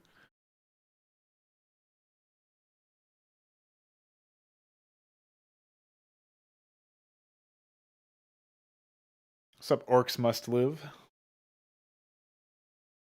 I guess when he's when you're moving him around, he does sound a little bit more convincing, I suppose. Let's see. Oh, I have my game muted, pranked. Well, you guys won't be able to hear it anyway, but yeah, okay. I was being a little unfair when I was saying he sounds uninspired or whatever. It's just maybe it's because what I'm remembering is I'm remembering like the Legionnaire voice acting, and those guys I did make them a bit lunacy, a bit lunatic.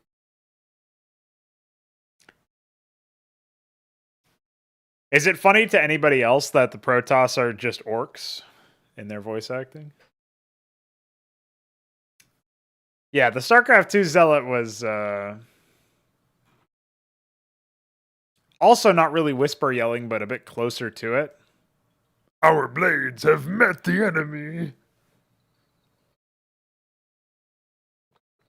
All of the sound effects in StarCraft 2 are pretty bad too, right? It sounds like he's flinging like wet pool noodles at them when they're attacking. Doesn't sound like an actual blade at all.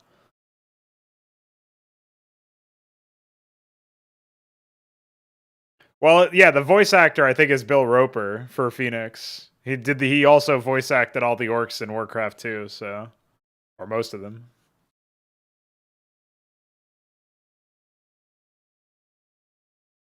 So all they did was slap a couple filters on his voice and call it a day, pretty much.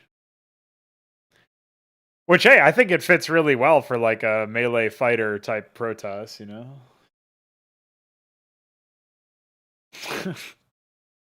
Yeah, that is true, isn't it? If it wasn't so late, I might even consider doing some unit responses right about now. But can't do that. Got to save my voice anyway. Did some CSGO casting today. That's why I'm talking a little less aggressively. Got some Age of Empires to suffer through. I mean, play tomorrow. But yeah, I started to write the Aurora unit responses. I actually have enough to do like a passing setup.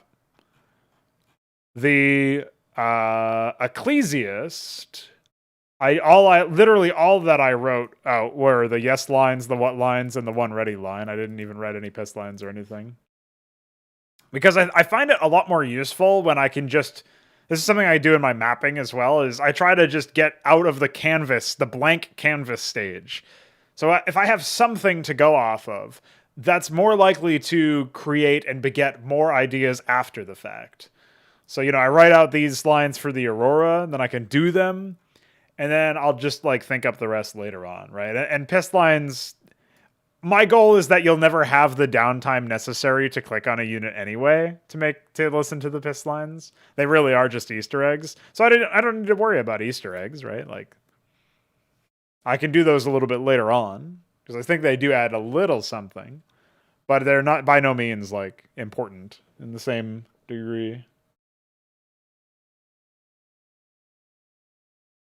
Yeah, for some reason the Star Sovereign I forgot to actually write out. I forgot to set it to the carrier or something. So yeah, it also has the scout unit responses. And the scout's head. That's stuff that's like so much of an afterthought for me. Because I know I'm just gonna redo everything anyway. The portraits are a bit of a problem. We have no good portraits, and obviously we can't even really use any good portraits anyway because it's not like we have like a back end that we can add in or whatever, right? So we have a limited number of them in general. So I still at some point do want to redo the shaman unit responses, but by any chance you guys complete your RTS game, are you guys going to make hype videos to hype it up? I'm definitely not going to bother with Kickstarter or anything like that.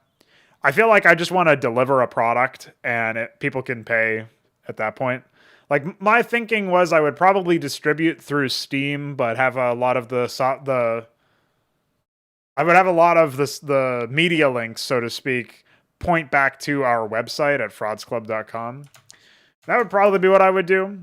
And then, you know, in Steam, you pay like $10 or $15 for the game itself. And when you own the license to the game, you own all current and future content in perpetuity. I'm never going to have DLC. I'm never going to have microtransactions. So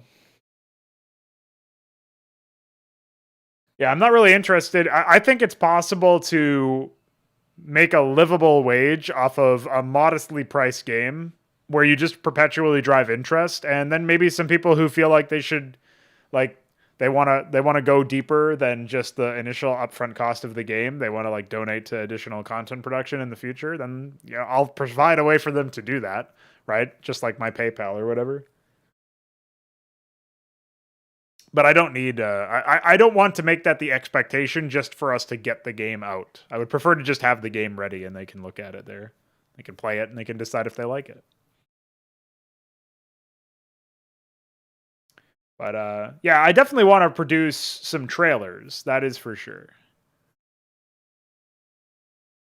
I would definitely like I produce trailers for pretty much everything that I make, even if it's a custom campaign for Brood War. You know what I mean? Like I'm still pretty big into that idea because I find it an interesting intellectual and creative exercise to try and essentially sell my work, but using honest examples, right? I almost find it another vector for storytelling for the storytelling focused work that I do, or, selling the experience, like trying to take the experience and just liquefy it and crystallize it into these small, like punchy, bite sized ideas. So you can have like a 2 minute trailer or a 1 minute trailer, and it can be like, oh man, this looks really fun and really interesting. And if I can essentially take everything and then distill it down into its base elements, I find that that's actually quite helpful for just like as a general practice as a writer. See what you can do with as little space as possible to convince people to check out the full thing. I think that's quite cool. So yeah, I would do that anyway, even if there was no money in it. And obviously, there's no money in like the mods or whatever. But in the actual game, we will be selling it for a price. But it will just be one upfront price, and then people have it. So. Yeah, with Steam taking a cut, it won't be the same deal. But yeah, I mean, if it was $15 or whatever, like 50,000 would obviously it would be distributed across everybody who was contributing to it. It wouldn't be just me. But those are like pretty conservative numbers, I think. Like I'm not saying my game will go out, our game will go out and be wildfire and be like super viral because it's for an RTS, but I think there are enough people who are interested in it and there's word of mouth room for the RTS enthusiast community to spread that yeah, I think we could eat maybe not easily, maybe I am underestimating it. But something tells me that 5,000 is not that hard to reach over the course of like maybe the opening couple months or something. It's I think it's certainly a reasonable goal to try to reach, and that should. I'm not going to say it's going to set me for life, obviously, but it should definitely get us enough cash to continue working on it for the foreseeable future, and then with enough content that continuously comes out, especially in a world where every consumer gets nickel and dimed. I have a feeling a lot of people are going to spread that goodwill through word of mouth by saying, look at how cool these guys are. Like, it's kind of fucked up that they have to say this at all, right? Like, I should preface this by, I think this should be the standard. I don't think it makes any sense for, I don't think it makes any sense for the industry to be put into a position where most consumers are nickel and dimed. But bearing in mind that that is the case, I would do this anyway, even if this was just the widespread practice, I would still do this. But because we're allowing all future campaign content and like multiplayer patches and all this shit, like map pools and stuff, there's literally nothing that's going to be charged for as a microtransaction or as DLC. People are going to be like, oh shit, I paid 10 or $15 for this game and I own all content in the future. Like, this is awesome. I wish more developers did this. And then that's just going to be a natural word of mouth, I think. As long as it's an actual game, it should sell more than 5,000 copies. Yeah, that's also a good point. I wonder how many of those sales are done through like humble bundles or weird ass shit like that, though, where you just spent you spend $1 to get like 30 games that are not even games.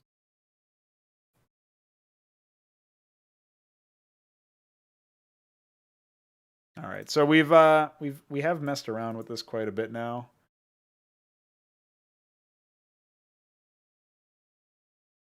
Looks like we're kind of back to the drawing board over Conquistador and Argonaut.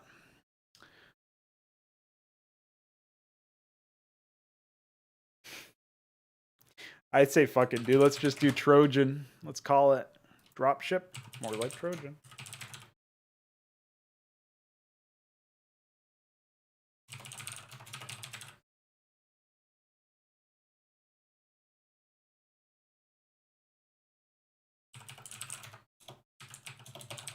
Iron Torch came back just in time for Trojan to be a real thing.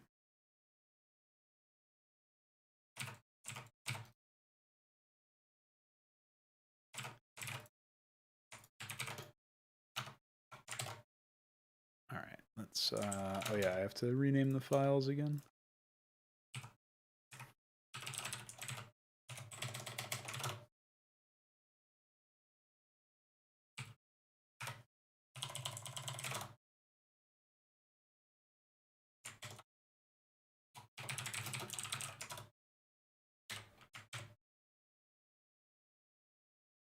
Yeah, I am sort of taking a bit of an iterative approach to this sort of thing. I don't think it's like a huge mandate or anything, but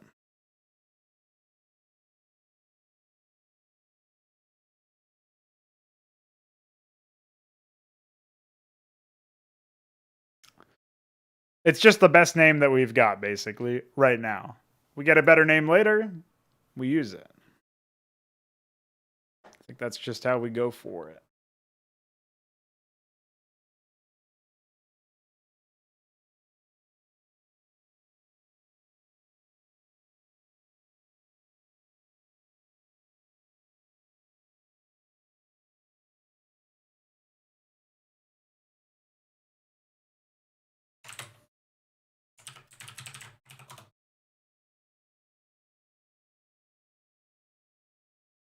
Ooh, this is kind of neat.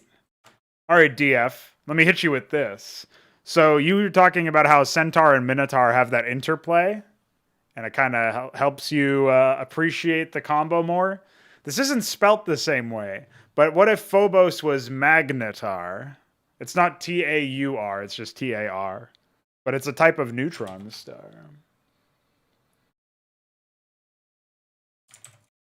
Phobos is obviously like a Roman god or something, or maybe a Greek god. But I was mostly going for the moon of Mars with it, and that celestial body still gets carried over for the Phobos as well, if we call it Magnetar. I don't know. Phobos just sounds really cool to me, but maybe it's not as like it's certainly not as powerful of a name for my money as Magnetar. But I don't know. Just figured I'd throw that out there anyway.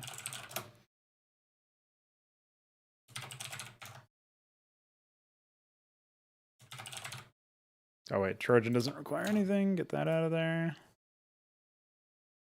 Ah, researching upgrades.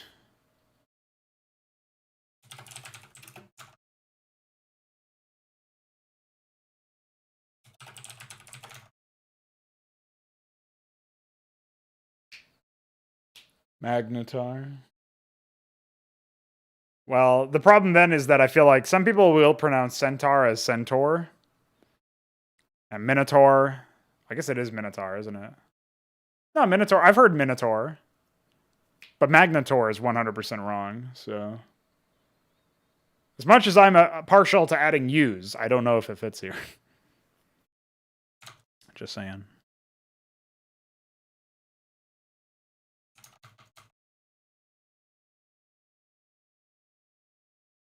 It's an idea.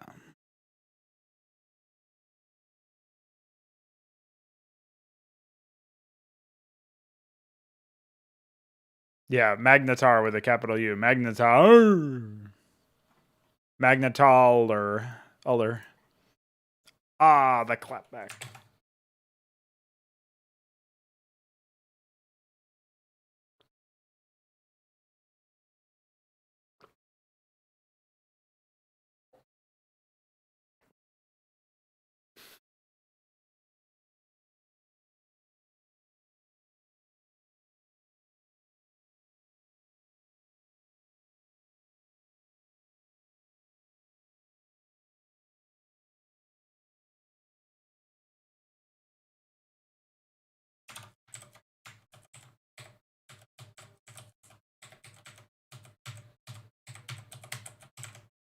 Windows fucked me again. Too bad you guys didn't see that. Yeah, Magneteller.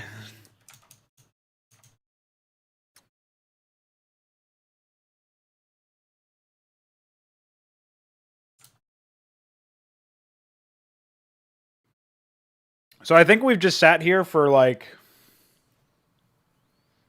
almost 2.5 hours renaming units. Maybe we should get some actual work done. What do you guys think? That is pretty good. I guess we can go like total tism and just start adding new unit concepts into the game. I actually did want to redo some of the abilities for the Zerg units. So the Orchestra Corps unit here, I want this to be more about. I obviously have to change the name at this point as well. So the Orchestra Corps is a unit that is currently slated to morph from the Queen. And the idea that I had was, after landing an attack on a target, Orchestra Corps can transport allied, neutral, and hostile combatants. I don't know why I have allied and neutral in there. I guess it should just be hostile combatants. So the idea is that it's a transport. It has 6 transport space, and it can load in hostile combatants. And the idea is that when it has enough energy, it can infest biological cargo. I think this is both too limited and also pretty toxic as far as the gameplay interaction goes, because you can just steal away somebody's supply and then just like fly over. That was Fagudo's initial complaint about it for sure. And I definitely think that's a real thing, like even though it's probably unlikely to mean too much with the scale of Hydra, like 6 supply max or whatever. It's probably not going to be the end of the world. That being said, I still think it's pretty bad for the sake of like keeping track of units in the middle of a fight and having some sort of counterplay to it. So what I was thinking was, after landing an attack on a target, Orchestra Corps can attach to that target and infest them. And the infestation process would essentially deal damage to the target, but upon reaching 0 life, they would be infested and rapidly regenerate life over the next 5 seconds, say. And this would be irrespective of whether or not they're an organic or mechanical unit, or even a structure, potentially. Like, I think this could work for pretty much anything. There's not really much reason or logic behind why a mechanical unit would regenerate, but I think it's more about, like, making sure that the unit has good utility against most races or whatever.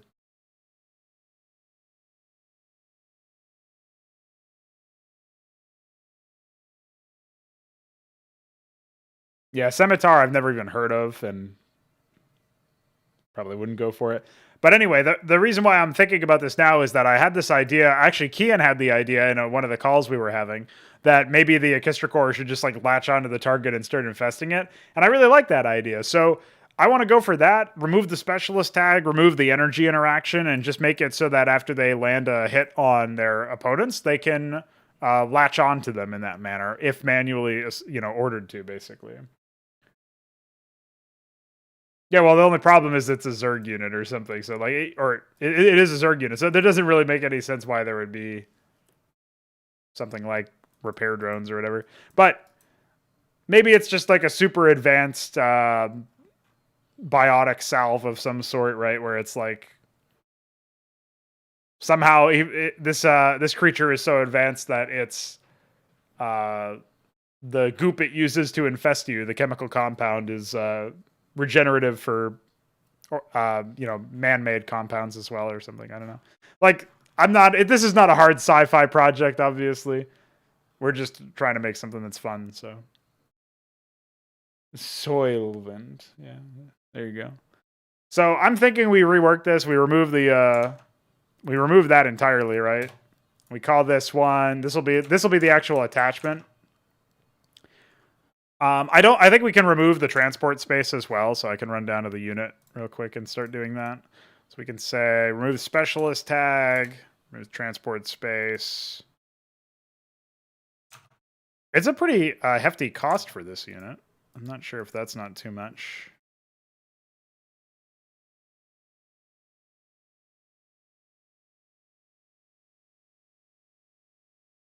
Yeah, the perfectionist angle is a big one. That's definitely the one that I've dealt with the most, Orcs Must Live. I've had this problem for a long time where if something, like, this isn't really an issue with me anymore, but I would basically be compelled to avoid working on a project if I wasn't confident I could make it exactly the way that I want to make it. And what I've learned by just forcing myself through that with discipline is that the goals that you have for a project sort of evolve over time the more you work on them. And even if you've done a lot of exquisite planning about what number of missions you have in a campaign or number of units you have in a mod or something, a lot of the time that stuff gives way and you get better ideas the more you stick, the more you move through it. So you got to have enough flexibility that you're willing to change your plans as you encounter a roadblock, or as maybe you learn a new skill that opens up new possibilities, or something in the middle where you just have a different idea that actually ends up feeling better for you, right? So you pivot to that instead. And I think you have to have that flexibility, but then you also have to have the underlying discipline to know when it's time to just commit to an idea without needing to necessarily continuously iterate upon that idea. You might iterate on the product, like the map, but you might commit to an idea of like, I know what kind of map this is going to be. I know how many players I'm going to have, right? At some point, you've got to commit to some sort of plan that you've made. And I kind of had both of those issues. I had the issues where I was never satisfied with the plan. And then even when I had a plan that I was sort of satisfied with, something would burn me out with it, or I just wouldn't be that satisfied with it at the end afterwards, like after already starting to work on it, like it wouldn't give way to what I wanted. And so I would just be like, maybe this plan isn't the best one. Start second guessing it, I guess. I think the best thing that you can do is actually finish a product or some sort of project, because just finishing something, for one, especially if you're like me and you've struggled to ever finish content, it proves that to yourself that you can. That it's not like, oh yeah, I've never been able to finish anything, and what if that continues? Like, you get rid of that self-doubt issue, right?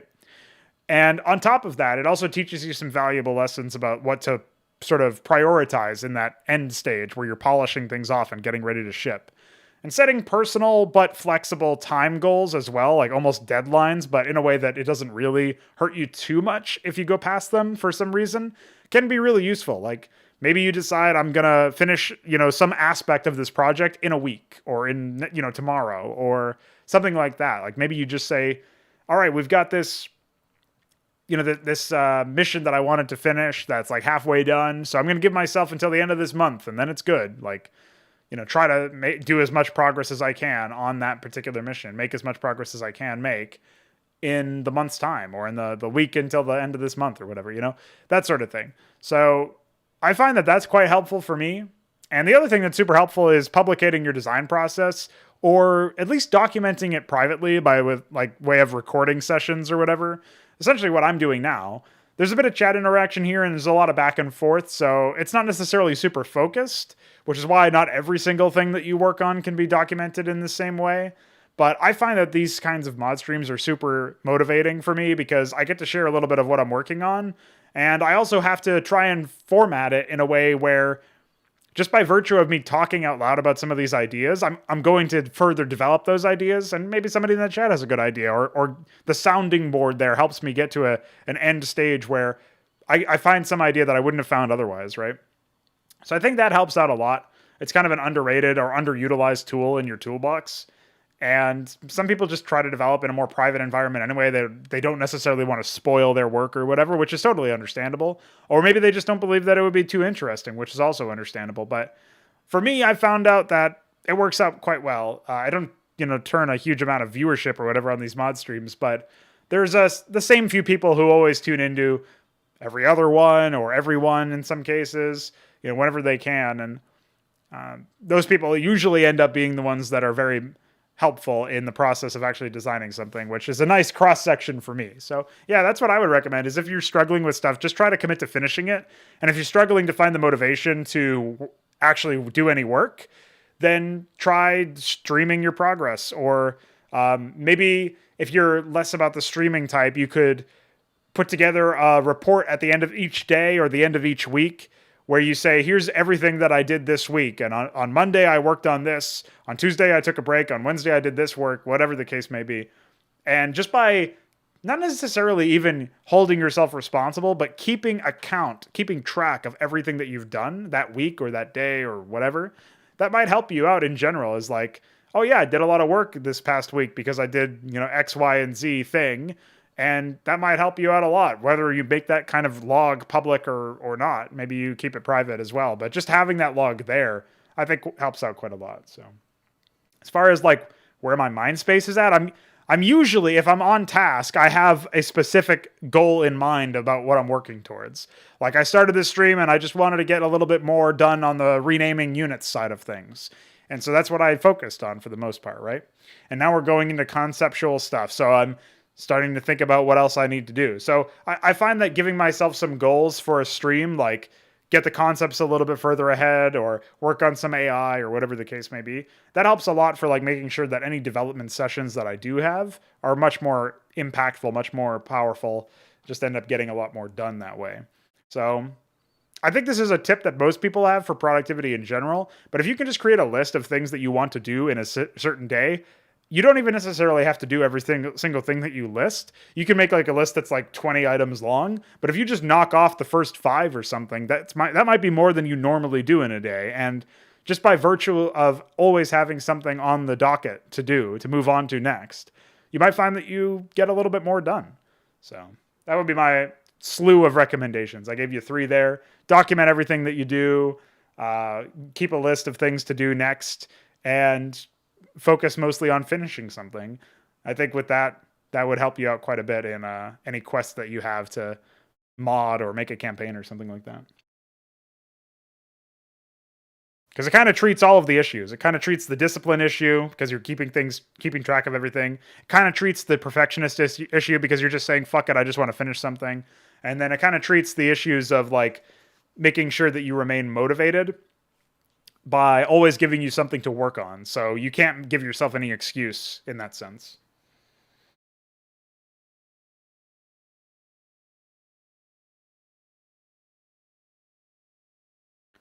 All right, we need to, let's see, attaches the Orchestra core to the target.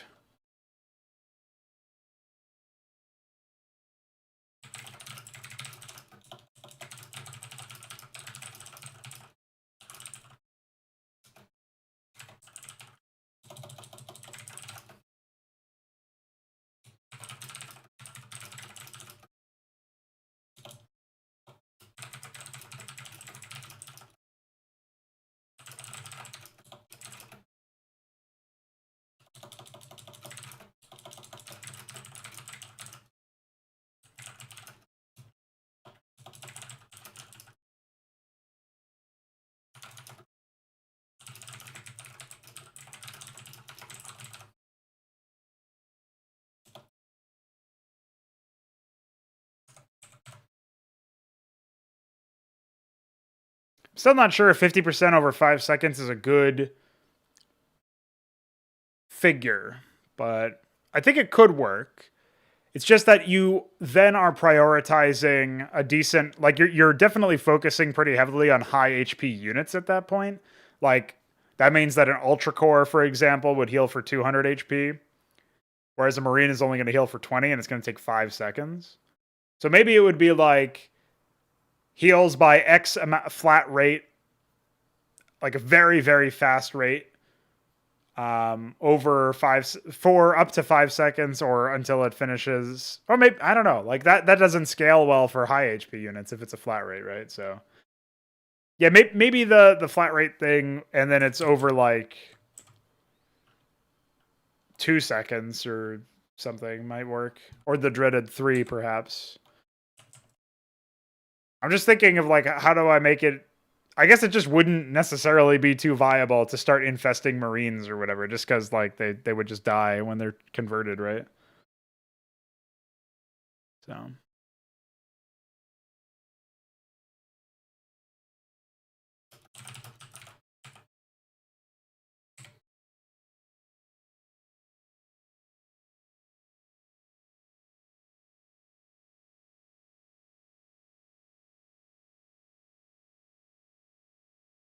yeah, it's also kind of imperfect, Balethal, because as we found out with the Mind Tyrant, where the supply cost isn't always proper. Like mind controlling an Ovaleth. My brain tried to autocorrect in the middle of that one. Obviously, like there's just a hard code for. I guess it could be like quarter of supply provided or something. That's a really weird gimmick rule.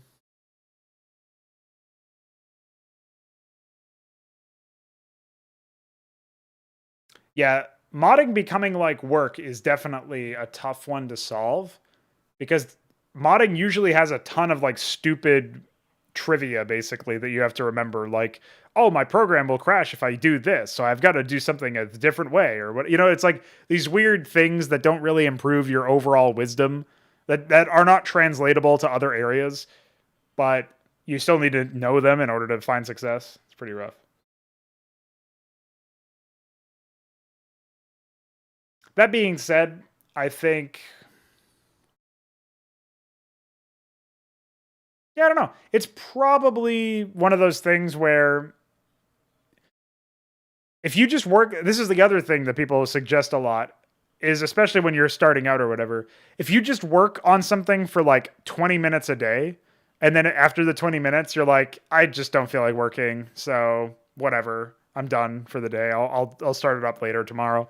But if you do it every single day, sometimes the 20 minutes will turn into like 2 hours. Sometimes it might even go longer than that. Sometimes it will just be 20 minutes. Sometimes you might even end it at 15 minutes in because you just can't bear to work anymore. But if you make a daily habit out of it, you will 100% find success with it. That's what I did for my Modstream thing. I did this year-long thing where every day for a year I streamed for at least like probably an average of 3 or 4 hours, but at least 2 hours. That was my mandated minimum. And I balanced that with like a job and a bunch of other content that I was doing and stuff. And sometimes I would do like 2 or 3 streams a day, not all modding, but one of them modding, and then the other stuff, like whatever else I was doing. And it sounds really like ridiculous to think that you can do that, but I thought the same thing when I started it, and I was able to complete it. So it's really just about like seeing something through. And sometimes there will be legitimate excuses for why you can't do something, like a family emergency comes up, or you hurt yourself, or something like that. Like maybe you get really sick. But as long as there's nothing that actually does hold you back, you start to realize that there's really not that much about it that serves as a proper excuse. Like my computer has power, I can upload and stream to the internet, and I'm not miserable. I also have power, just like my computer. Okay, well then I can do it. Like that's really all I need. I'm not like miserably sick or something.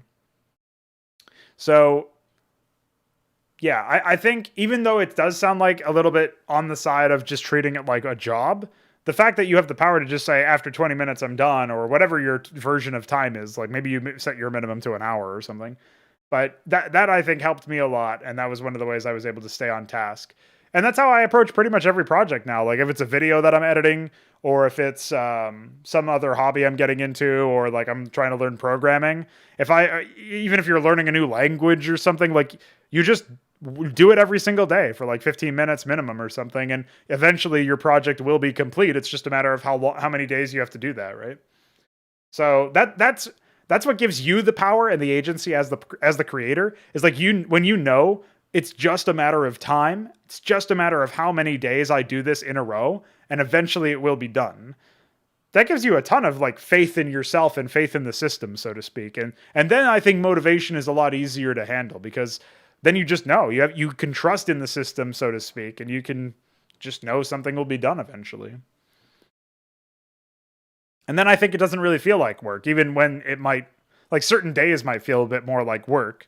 But I think those days will be fewer and farther in between when you have this sort of outlook anyway. But yeah, modding is a little bit harder with that. At least with actual game design, like when you're designing your own engine or whatever, it's probably hard work, but it's hard work in a sense where you still have the whole creative freedom. You're not dealing with somebody else's code or whatever, which is what we are doing with modding. It's pretty miserable a lot of the time. All right, so we had harrying talons as the unit or as the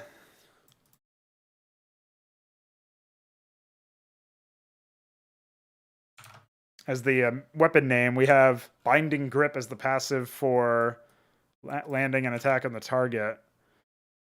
Conversion chamber is now going to be, I was thinking like conversion claws or something. It's a little on the nose though.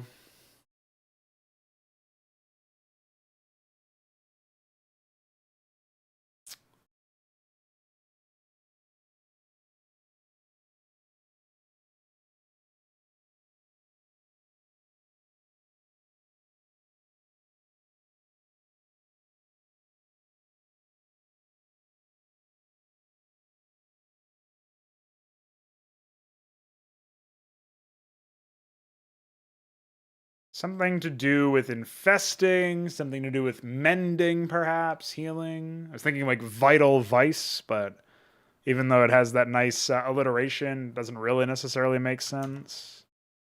So I was thinking like vice grip or something, but yeah, I'm not sure about this one. What would it be called?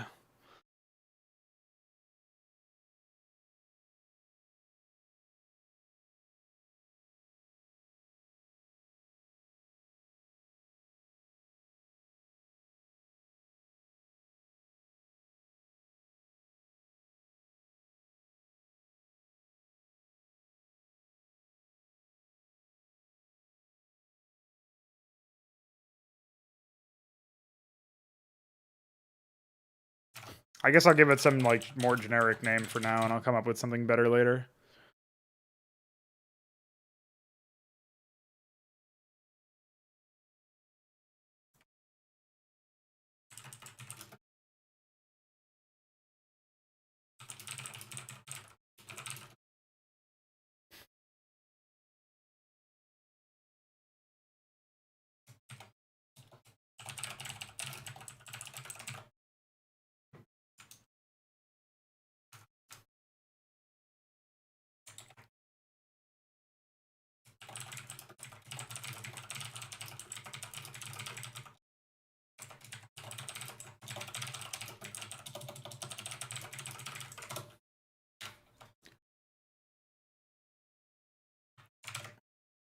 Okay.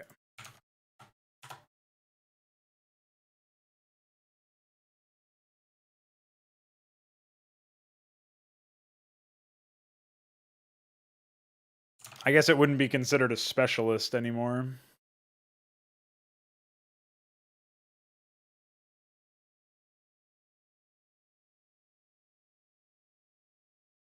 Controlling. I'm not even sure if controlling is the right word at this point.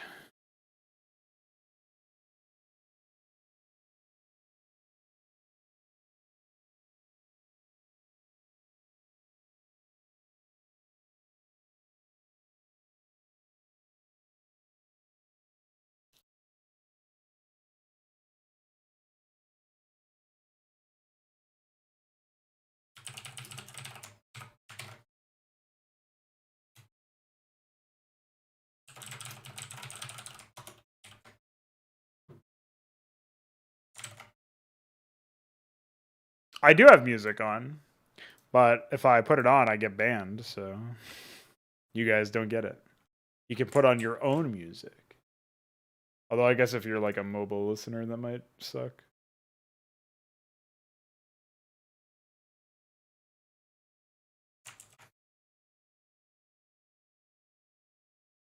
I'll close that for now as well.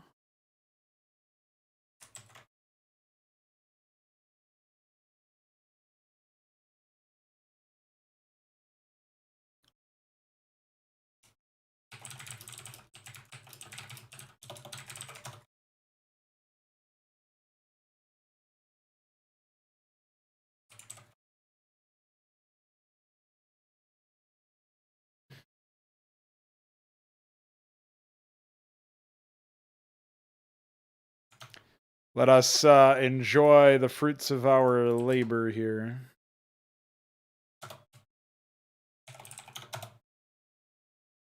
Although I think we need to re-import the AI.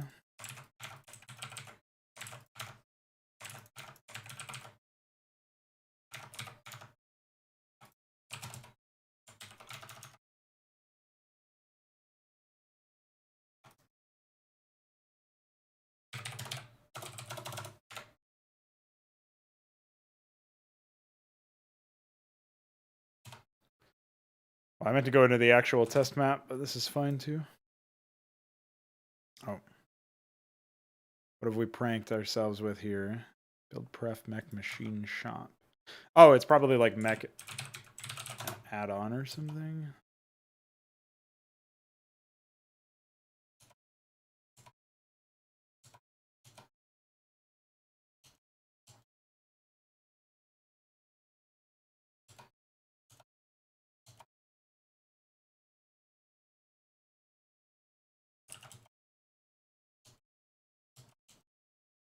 Wait, it isn't fraudulent though. What have you done? Oh, I got a different build this time. Whatever. Terran Mason, bro. Got to rename drones still, but we're good otherwise. You know what I will do for you? I'll turn off this music. I'll unmute Brood War. And then I'll unmute the game audio, or the stream audio. And then we'll switch to this view. We'll take a look at this game, this AI game. This is a 1v1. Terran's running the new system here. The Zerg just received a bunch of updates to their other logic, like expansions and stuff. That's why they're expanding so early. Pretty epic. Get some Ovaleths. So we have a barracks supply build coming out from the Terrans. They'll be charging on ahead with quite a few different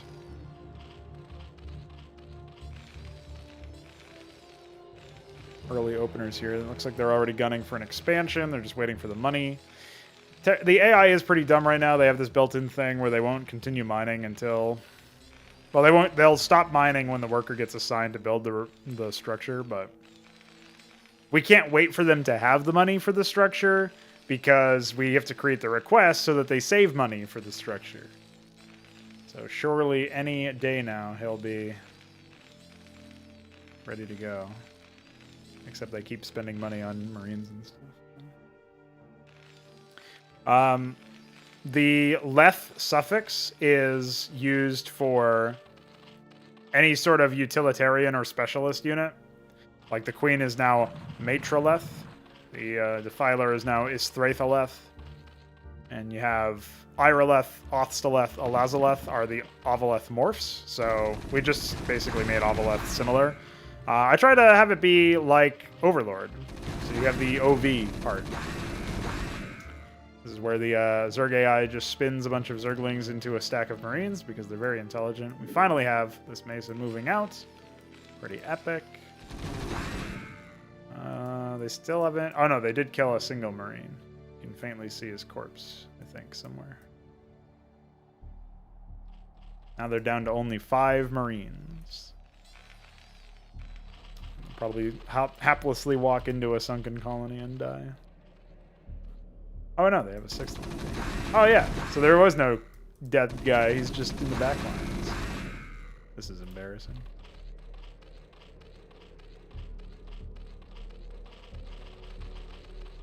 So they definitely need a remax on drones here, which is what they're starting to do now with the secondary larval colony. Marines will march up and die to that sunken again.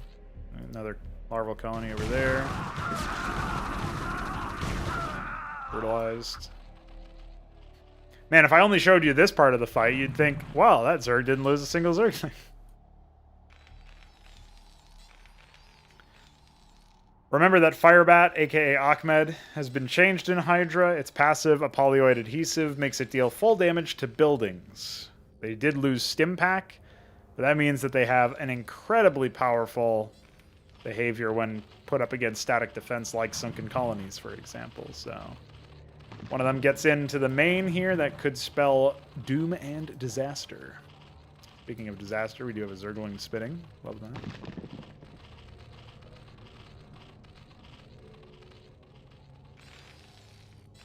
And we've got a third barracks coming out, as well as a tech up NG Bay. Not too many SCVs, or sorry, Masons have transferred over. Medbay means we'll probably see some support infantry pretty soon as well.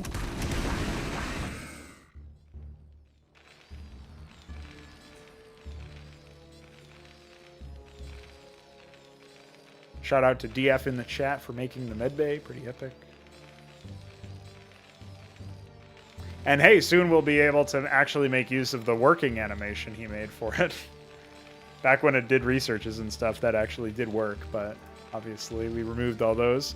But when we're going to make a change so that when, for example, a medic or a shaman are being trained from a barracks with an attached medbay, which is required for those, the work animation for the add-on will also play. So when you see like a machine shop spinning on a factory, you know that it's either a phalanx or a Goliath. Yeah, it's for medical purposes. It also has a nice Asclepius thing right there. I think it's partially because of the connector, which I also believe is because of the fact that we've shrunken the barracks a little bit, right? So it's a bit different. This Avaleth will escape with its life, but only barely, because this AI is dumb and doesn't know how to attack. Ahmed's on the front lines, as expected. What if I just actually did rename him Firebat to Terran Ahmed? That would be pretty banging. Brutalized. Wow, that was almost intelligent. And off it goes. Where's the response? Is it a quick death for this AI? Probably. They're starting to set up a third. So I'm sure they'll be fine. They don't need this hatch. So this is another obvious issue with this AI. I'm not quite sure why this happens, but they do really like to just ignore attacks, even when they have a ton of defenders sitting there. I think that's probably just like a broken, like, it's obviously a bug in terms of it not being an intended mechanic. But I think it's also just like straight up an issue with, like, something got bugged, basically, is my summary. They should be overwhelmed here, although that Ahmed may have done just enough. There we go. And they kept the base alive, sort of. You're going to need to rebuild that hatch. They're definitely down on money. And there's another group of men here, so...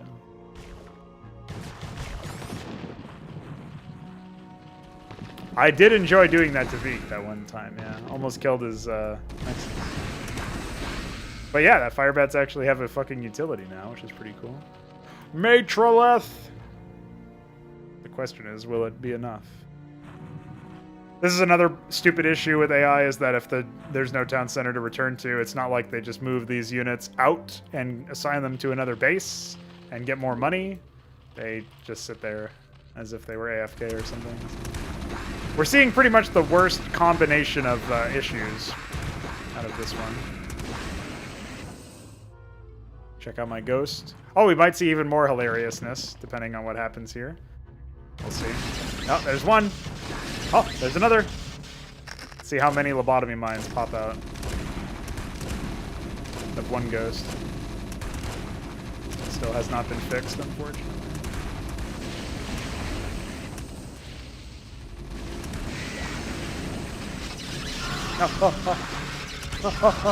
More. Love that.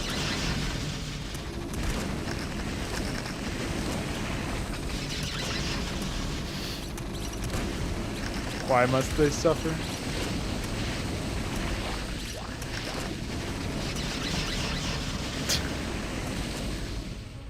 So I'm not sure why the AI just gets free lobotomy mines. They are a little bit of a lunatic, to be honest. See, the problem is I can't really account for the errors in this AI's build through a script change. The issue is literally just core functions of the AI, like defense and stuff, broke. That's the problem. Has literally nothing to do with, like, the build order, this is Tism, or anything like that. About a million. Funnier thing is mines are still bugged so that they don't properly land and get their orders cleared after. See you later, Ahmed. And by Ahmed, I mean enemies of Ahmed.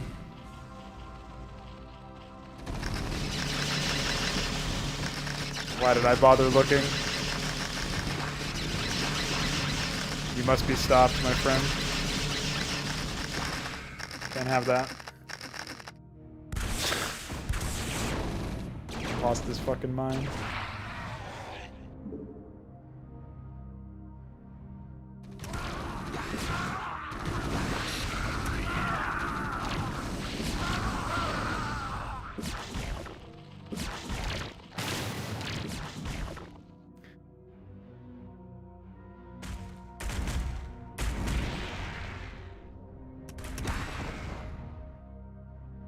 Temple control. Border control. Oh, fuck, madrigals!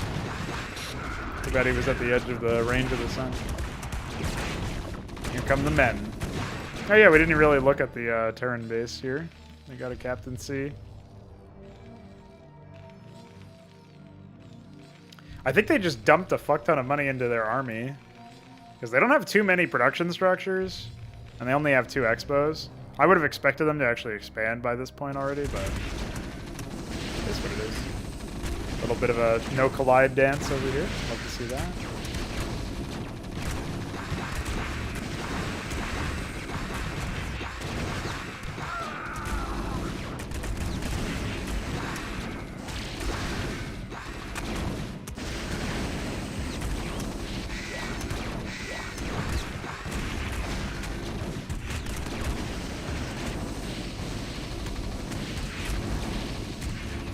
Shall we do a best of 3? See what happens if we redo this one. Alright, I think we got different builds. Yeah, we definitely have different builds this time from both players. Get up a little bit here. Another early racks, but this should be a very fast expansion from the Terrans. Not quite as fast as the 1 minute expo from the Zerg. Love to see that.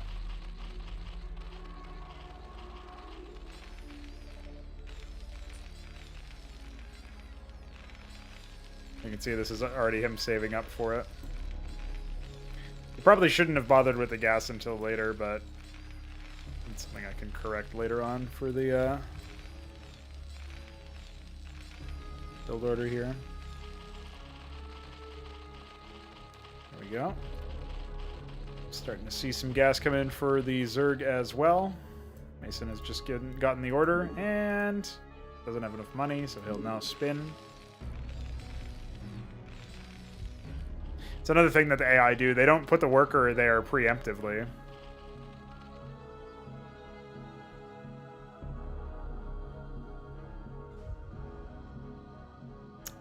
Just keep spinning, dude. Work eventually. There we go. Alright, now we can slow the game back down to normal space, normal pace. 2 early larval colonies. That AI should be able to drone up quite well. Got plenty of Zerglings at the expansion for defense. Should it be contested? And we're once again seeing an infantry opener, but it's just off of a single barracks, so we should see a couple of different units relatively soon. They're heavily stacking towards this refinery. Not sure about that one. Yeah, I think the new O-Fire is pretty solid overall. I appreciate that it's a bit brighter. That's the palette that controls the fire effects for explosions and Terran fire and stuff like that. So. Stands for orange fire. Mostly notable on those flame overlays and whatnot. So maybe if the Zerg gets up to something good here in the early stages of the game, we might actually see those burning buildings.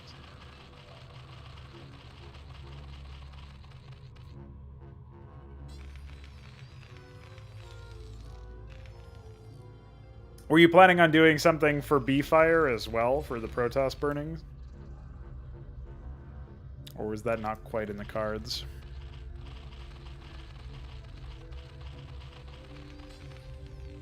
Depending on what the pivot is here, Orvelings might be limited in their utility.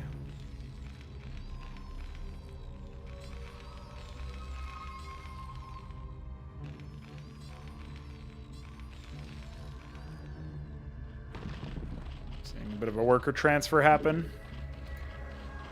And the creep, double larval. Not enough money for the extractor, so I will spin, says the drone. Oh, okay.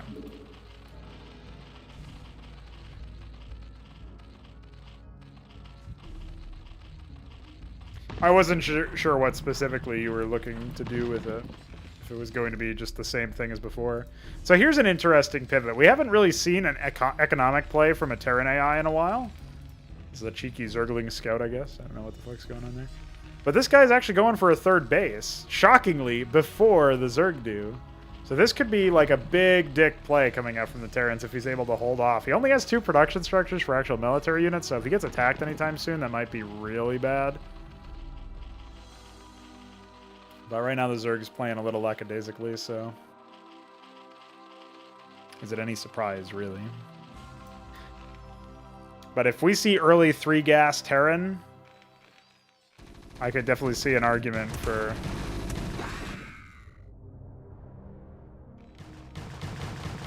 Haha, prank. Yeah, I could certainly see an argument here coming out for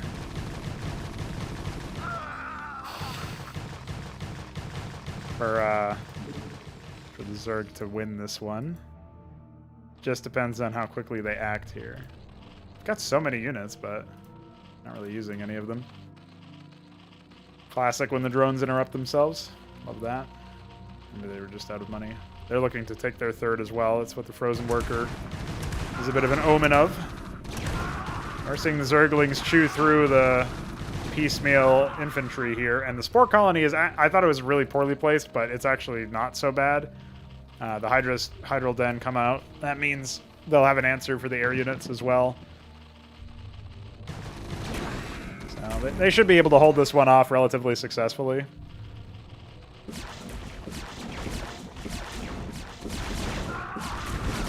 Especially since the Gorgon got targeted down. Wraiths are not going to do anything against the Spore.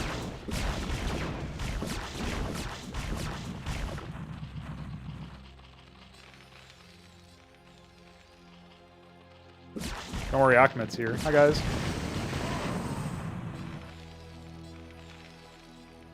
Quick straggler. And yeah, this is where the economic advantage is going to take a little bit to kick in. He doesn't have too many SCVs at the 3rd, and he's not fully saturated at his natural either, so... This isn't the biggest attack force, but it could cause him issues since he only has... He's only now getting a... He's actually going straight for Science Facility. Super greedy play, for sure, so it may be punished. Oh, and the classic double Science Facility, because you need those. Spoiler, you don't. I still don't know why that happens, actually. I think he might have gotten the request at the same time. They are almost identical. So this is like just an issue where the expansion probably checks for it a little bit too early. I can push it back.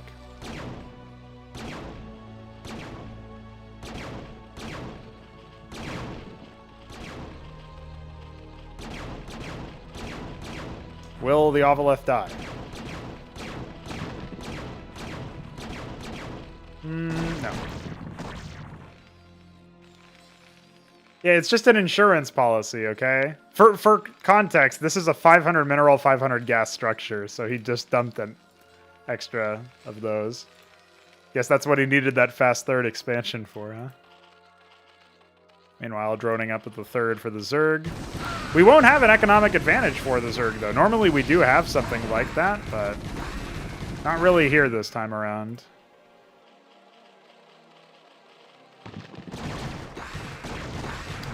There's enough Cyprians to clean this one up, presumably. Particularly with the Hydralisks getting confused from the Wraith behaviors. Yeah, fuck that Ovalith.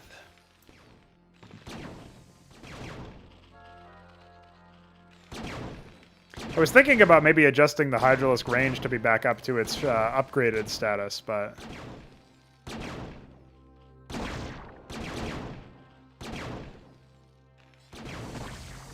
I think it's probably fine in its current form. This guy's stuck. He is now a static defense. There actually are quite a lot of Hydras here.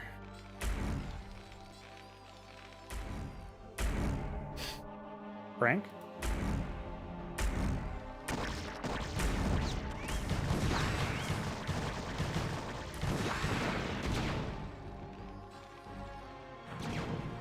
Who's going to take their 4th first? That's my question here. We only really have a couple of production structures still for this guy. Oh, Quasselquay's out. Missed it earlier. Right in front of my face, of course.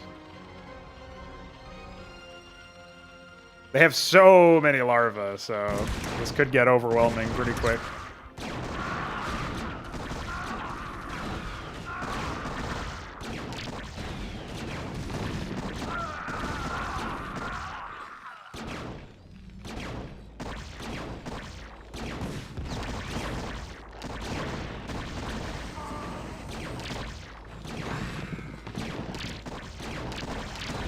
There we go. They finally moved the Ovileth close enough. Would be nice for them to actually use the transport stuff to drop some units over here. They haven't quite figured out how to do that. They have not advanced and researched intelligence. Just artificial. Alright, 4th is going down for the Zerg. The Terrans would want to take the same base as their 4th, you know, symmetrically, but this is a large number of units getting in their way. They start adding any additional production structures? Doesn't look like it. Yeah, I'd say this is probably it. At least they can stall long enough. I'm honestly not quite sure what happened here for this particular build. This is a 12 racks or 12 CC mix. They've got plenty of money. They tried to build an ion cannon, a couple iron foundries and stuff. So yeah, they've added requests, as a matter of fact, for a bunch of structures. But for some reason, they just weren't interested in actually fulfilling those, so it's a bit of an odd bug. Not really any reason for them not to be able to. They had the tech, obviously. Well, Zerg have struck back, taking yet another one. Let's see who wins the 3rd of the best of 3. This was 10-10-10. Prof mech add-on, build prof mech machine shop. That's pretty funny. Alright, I fixed that, but that's not really going to cause that many issues. Yeah, that's like the one time, though. Normally they've got plenty, right?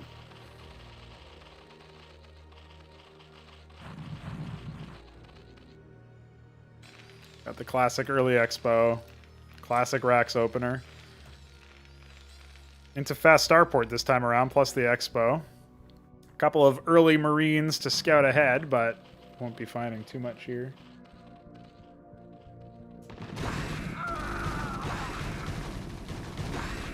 The quick Vorvaling tells me that this AI should be able to, in theory, exert some pressure early on. But Zerg AI do tend to lag behind with their early attacks. Something I would like to address, but when they have to balance so many different things, right? They've got to balance larva with, you know, against military units and drones and Ovileths, like workers, supply. It's a lot for a measly AI to do. Looks like they'll be going for the very next base. 3 bases before 5 minutes is always impressive. Not really 3 bases fully set up, of course, but actually the 4th hatchery of the game for them. And the double larval opener as well. Pretty impressive. This should make them start to pivot into something that can deal with the anti-air, or the... Rather, it should allow them to pivot into some air. They have the gas for it, so, or they have the gas access, I should say. We should be seeing Hydral Den coming out at some point. Maybe some spore colonies wouldn't hurt.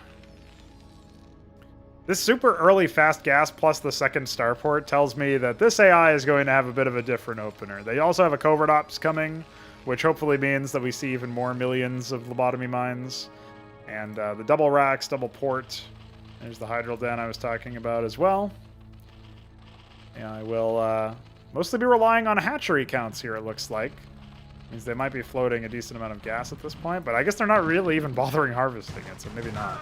All workers on deck for mineral harvesting instead. We do have quite a force coming. Plenty of gas coming out from the Terrans as well. Pretty big emphasis on that right now. So this attack force could be something to be reckoned with. Hydral Den finishes. Notably no spores, though, so I need to get those Hydralisks out as soon as possible. Just a couple drones of the 3rd. So many SEVs as well in this main. That will definitely allow the Terrans to keep up with minerals, and it looks like they're really mostly using this base for gas right now, which makes sense given the double early starport. Each starport costing 150 gas, obviously compared to the other factory or other production structures that cost a bit less in that department. It's definitely going to create a gas need. First Gorgon joins the fight. There is a spore colony now, actually 2 in the main. So this force has stalled out just a bit. We don't see any down here, though. It's pretty crucial. A couple forces reveal the presence of the Terrans. Second Gorgon now. And they'll be targeting this more vulnerable base as well, it looks like. Which means these units need to get a move on. Seem to be reacting. There are a decent number of them over here, but I don't suspect that there are sufficient Hydralisks by any means. And they've got the high ground advantage on the raised jungle over here. So this is actually quite a fortuitous play for the Terrans. We've already taken out one of the sunken colonies before it has a chance to even finish morphing. The other one not even started. Circling's getting chewed up by fire bats. Classic sight. Hydralisks trickling in. Actually, no units in reserve. Pretty much anywhere right now. Plenty of production, but I'm not sure about the economy, and this mineral patch over here was pretty important for the Zerg, so we're definitely favoring the Terrans so far in this engagement. The Wraiths doing a good job sowing confusion in the main, cutting off those reinforcements, just slowing them down a little bit. Means we should be seeing this base get mopped up, which is a lot, actually. It's larval colony and 2 hatcheries, plus all of the mineral harvesting. Not so much on the gas department, but that is going to hit the production and obviously stop them from being able to very comfortably handle the rest of this force when it moves on to the rest of the base, right? So, in such a situation, I would like to have the AI recognize when it's a lost option and it's no longer going to work, and they should just give up this ground and focus on fortifying the locations that they do have, massing up their defensive forces, building more static defense. But there's not really any way that with the AI commands that I have that I can recognize or help the AI to recognize when there is actually no hope for saving certain areas. So that would have to be a little bit more algorithmic. Meanwhile, the lobotomy mine count seems logarithmic. Exponential. Spasmaticus. Can't have that.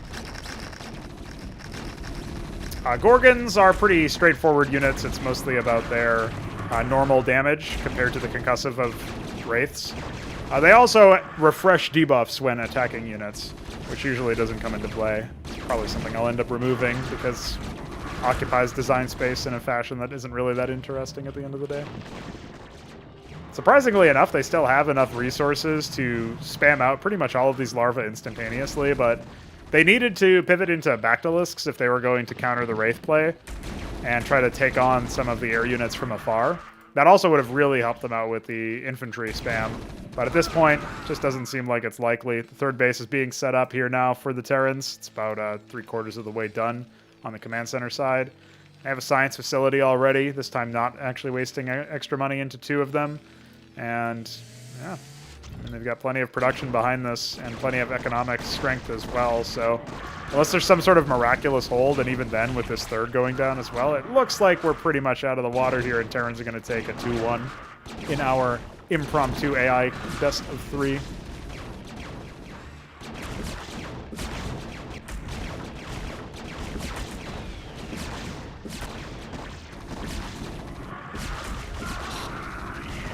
Now, the one thing about Gorgons is that they deal decent damage, but they are quite fragile individually. They are meant to be sort of massed up in a way. So when left on their lonesome, it's not so good. Hey, you're not allowed to do that. I may have accidentally just helped delay this game longer by that one. Can't be having ghosts do that. Such disrespect.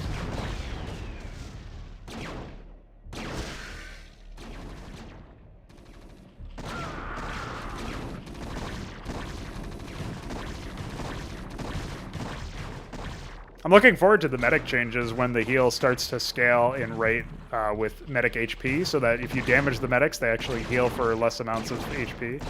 That is definitely going to add some interesting counterplay to the unit in general. I don't know what's going on over here.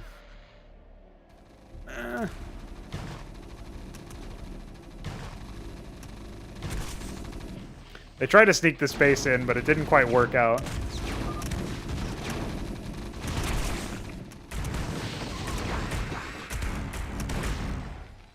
I don't see any high-tier stuff, actually, so the science facility almost kind of wasted right now.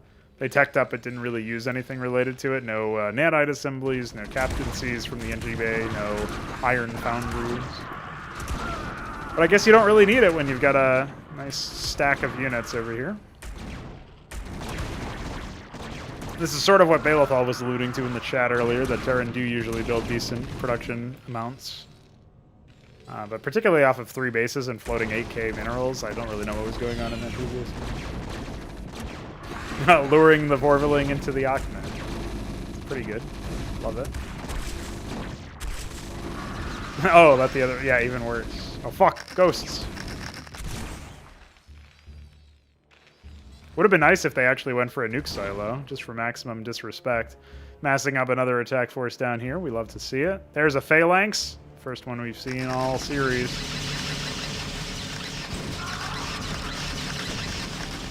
Stop it.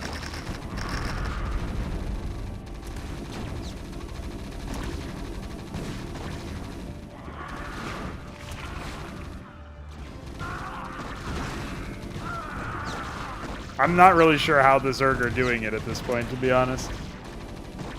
Sure, it has nothing to do with me spawning infested Terrans in their base either, so...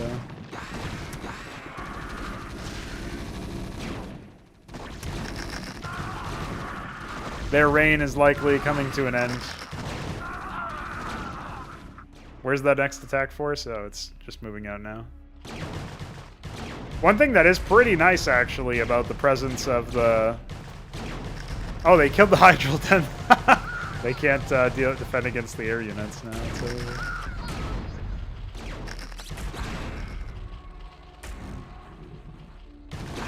Not that it wasn't over to begin with, anyway. But you know what I mean. But yeah, I like the fact that there are no upgrades, so that really it's about teching up into the game now, into the later stages of the tech tree. That's your main expression of power here.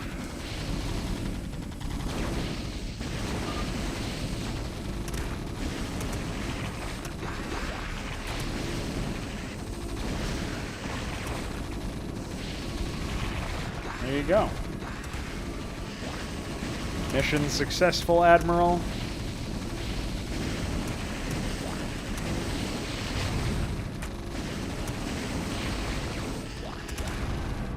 It's over.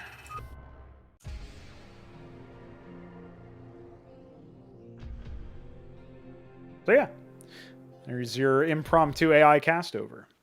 Definitely want to figure out what was going on with Terran in Game 2 and hopefully fix up those science facility things. Aside from that, while Zerg predictably are not quite as good as the Terran are right now, considering they're still on the old system, Terran could have been much better. I still need to make the detection for when you have enough like tech and money or whatever to prioritize those later stage production structures a little bit more robust, a little bit more involved. If we head over to the production adding algorithm, if you want to call it that, just the functions that I have here. Basically, we prefer mech if our personality is a mech one. We prefer raider if our personality is raider one. That's like infantry. We prefer air if our personality is an air one. And otherwise, we have this... I'm not really too fond of this system, but it basically randomly iterates between these three. I would probably like to change this to something that's a little bit more based in composition, because right now we have the general side of things that adds based on randomness, which is why we get a decent split most of the time. But when I set it to a mech build, for example, it will strictly only build factories and iron foundries, which is a pretty big weakness. Like, the build order may call for some other explicit structures. So I need to find a better, more robust system for mixing that stuff in based on other stimuli, like how much money do they have. I definitely think that if they have science vessel or science facility tech, so tier 3 tech, and they have the cash, they should definitely prefer those higher tier structures in general. So that'll be probably a major focus of an additional rewrite that I do to the system. But having rewritten it, at the very least, I'm a little bit more familiar intrinsically with what's going on with it. So it should be easier for me to actually do that. So I'm looking forward to that side of it anyway. And I guess aside from that, we'll just continue to bug fix and stuff as time goes on. On the plus side, We did conclude all of those games without a crash. Doesn't mean the crashes are fixed, by the way. Just means that they don't seem to affect 1v1s, so we can enjoy that. And I guess that will do it for now. We're well past 10 o'clock over here. It's time for me to go to bed and think about what I have done. So thanks for tuning in, everybody. Even you, Hoop Thrower. Tune in about 12 hours for Age of Empires again, where I'm sure more misery awaits. And to all who contributed to HYDRA's ideas and stream today, I thank you. Goodbye.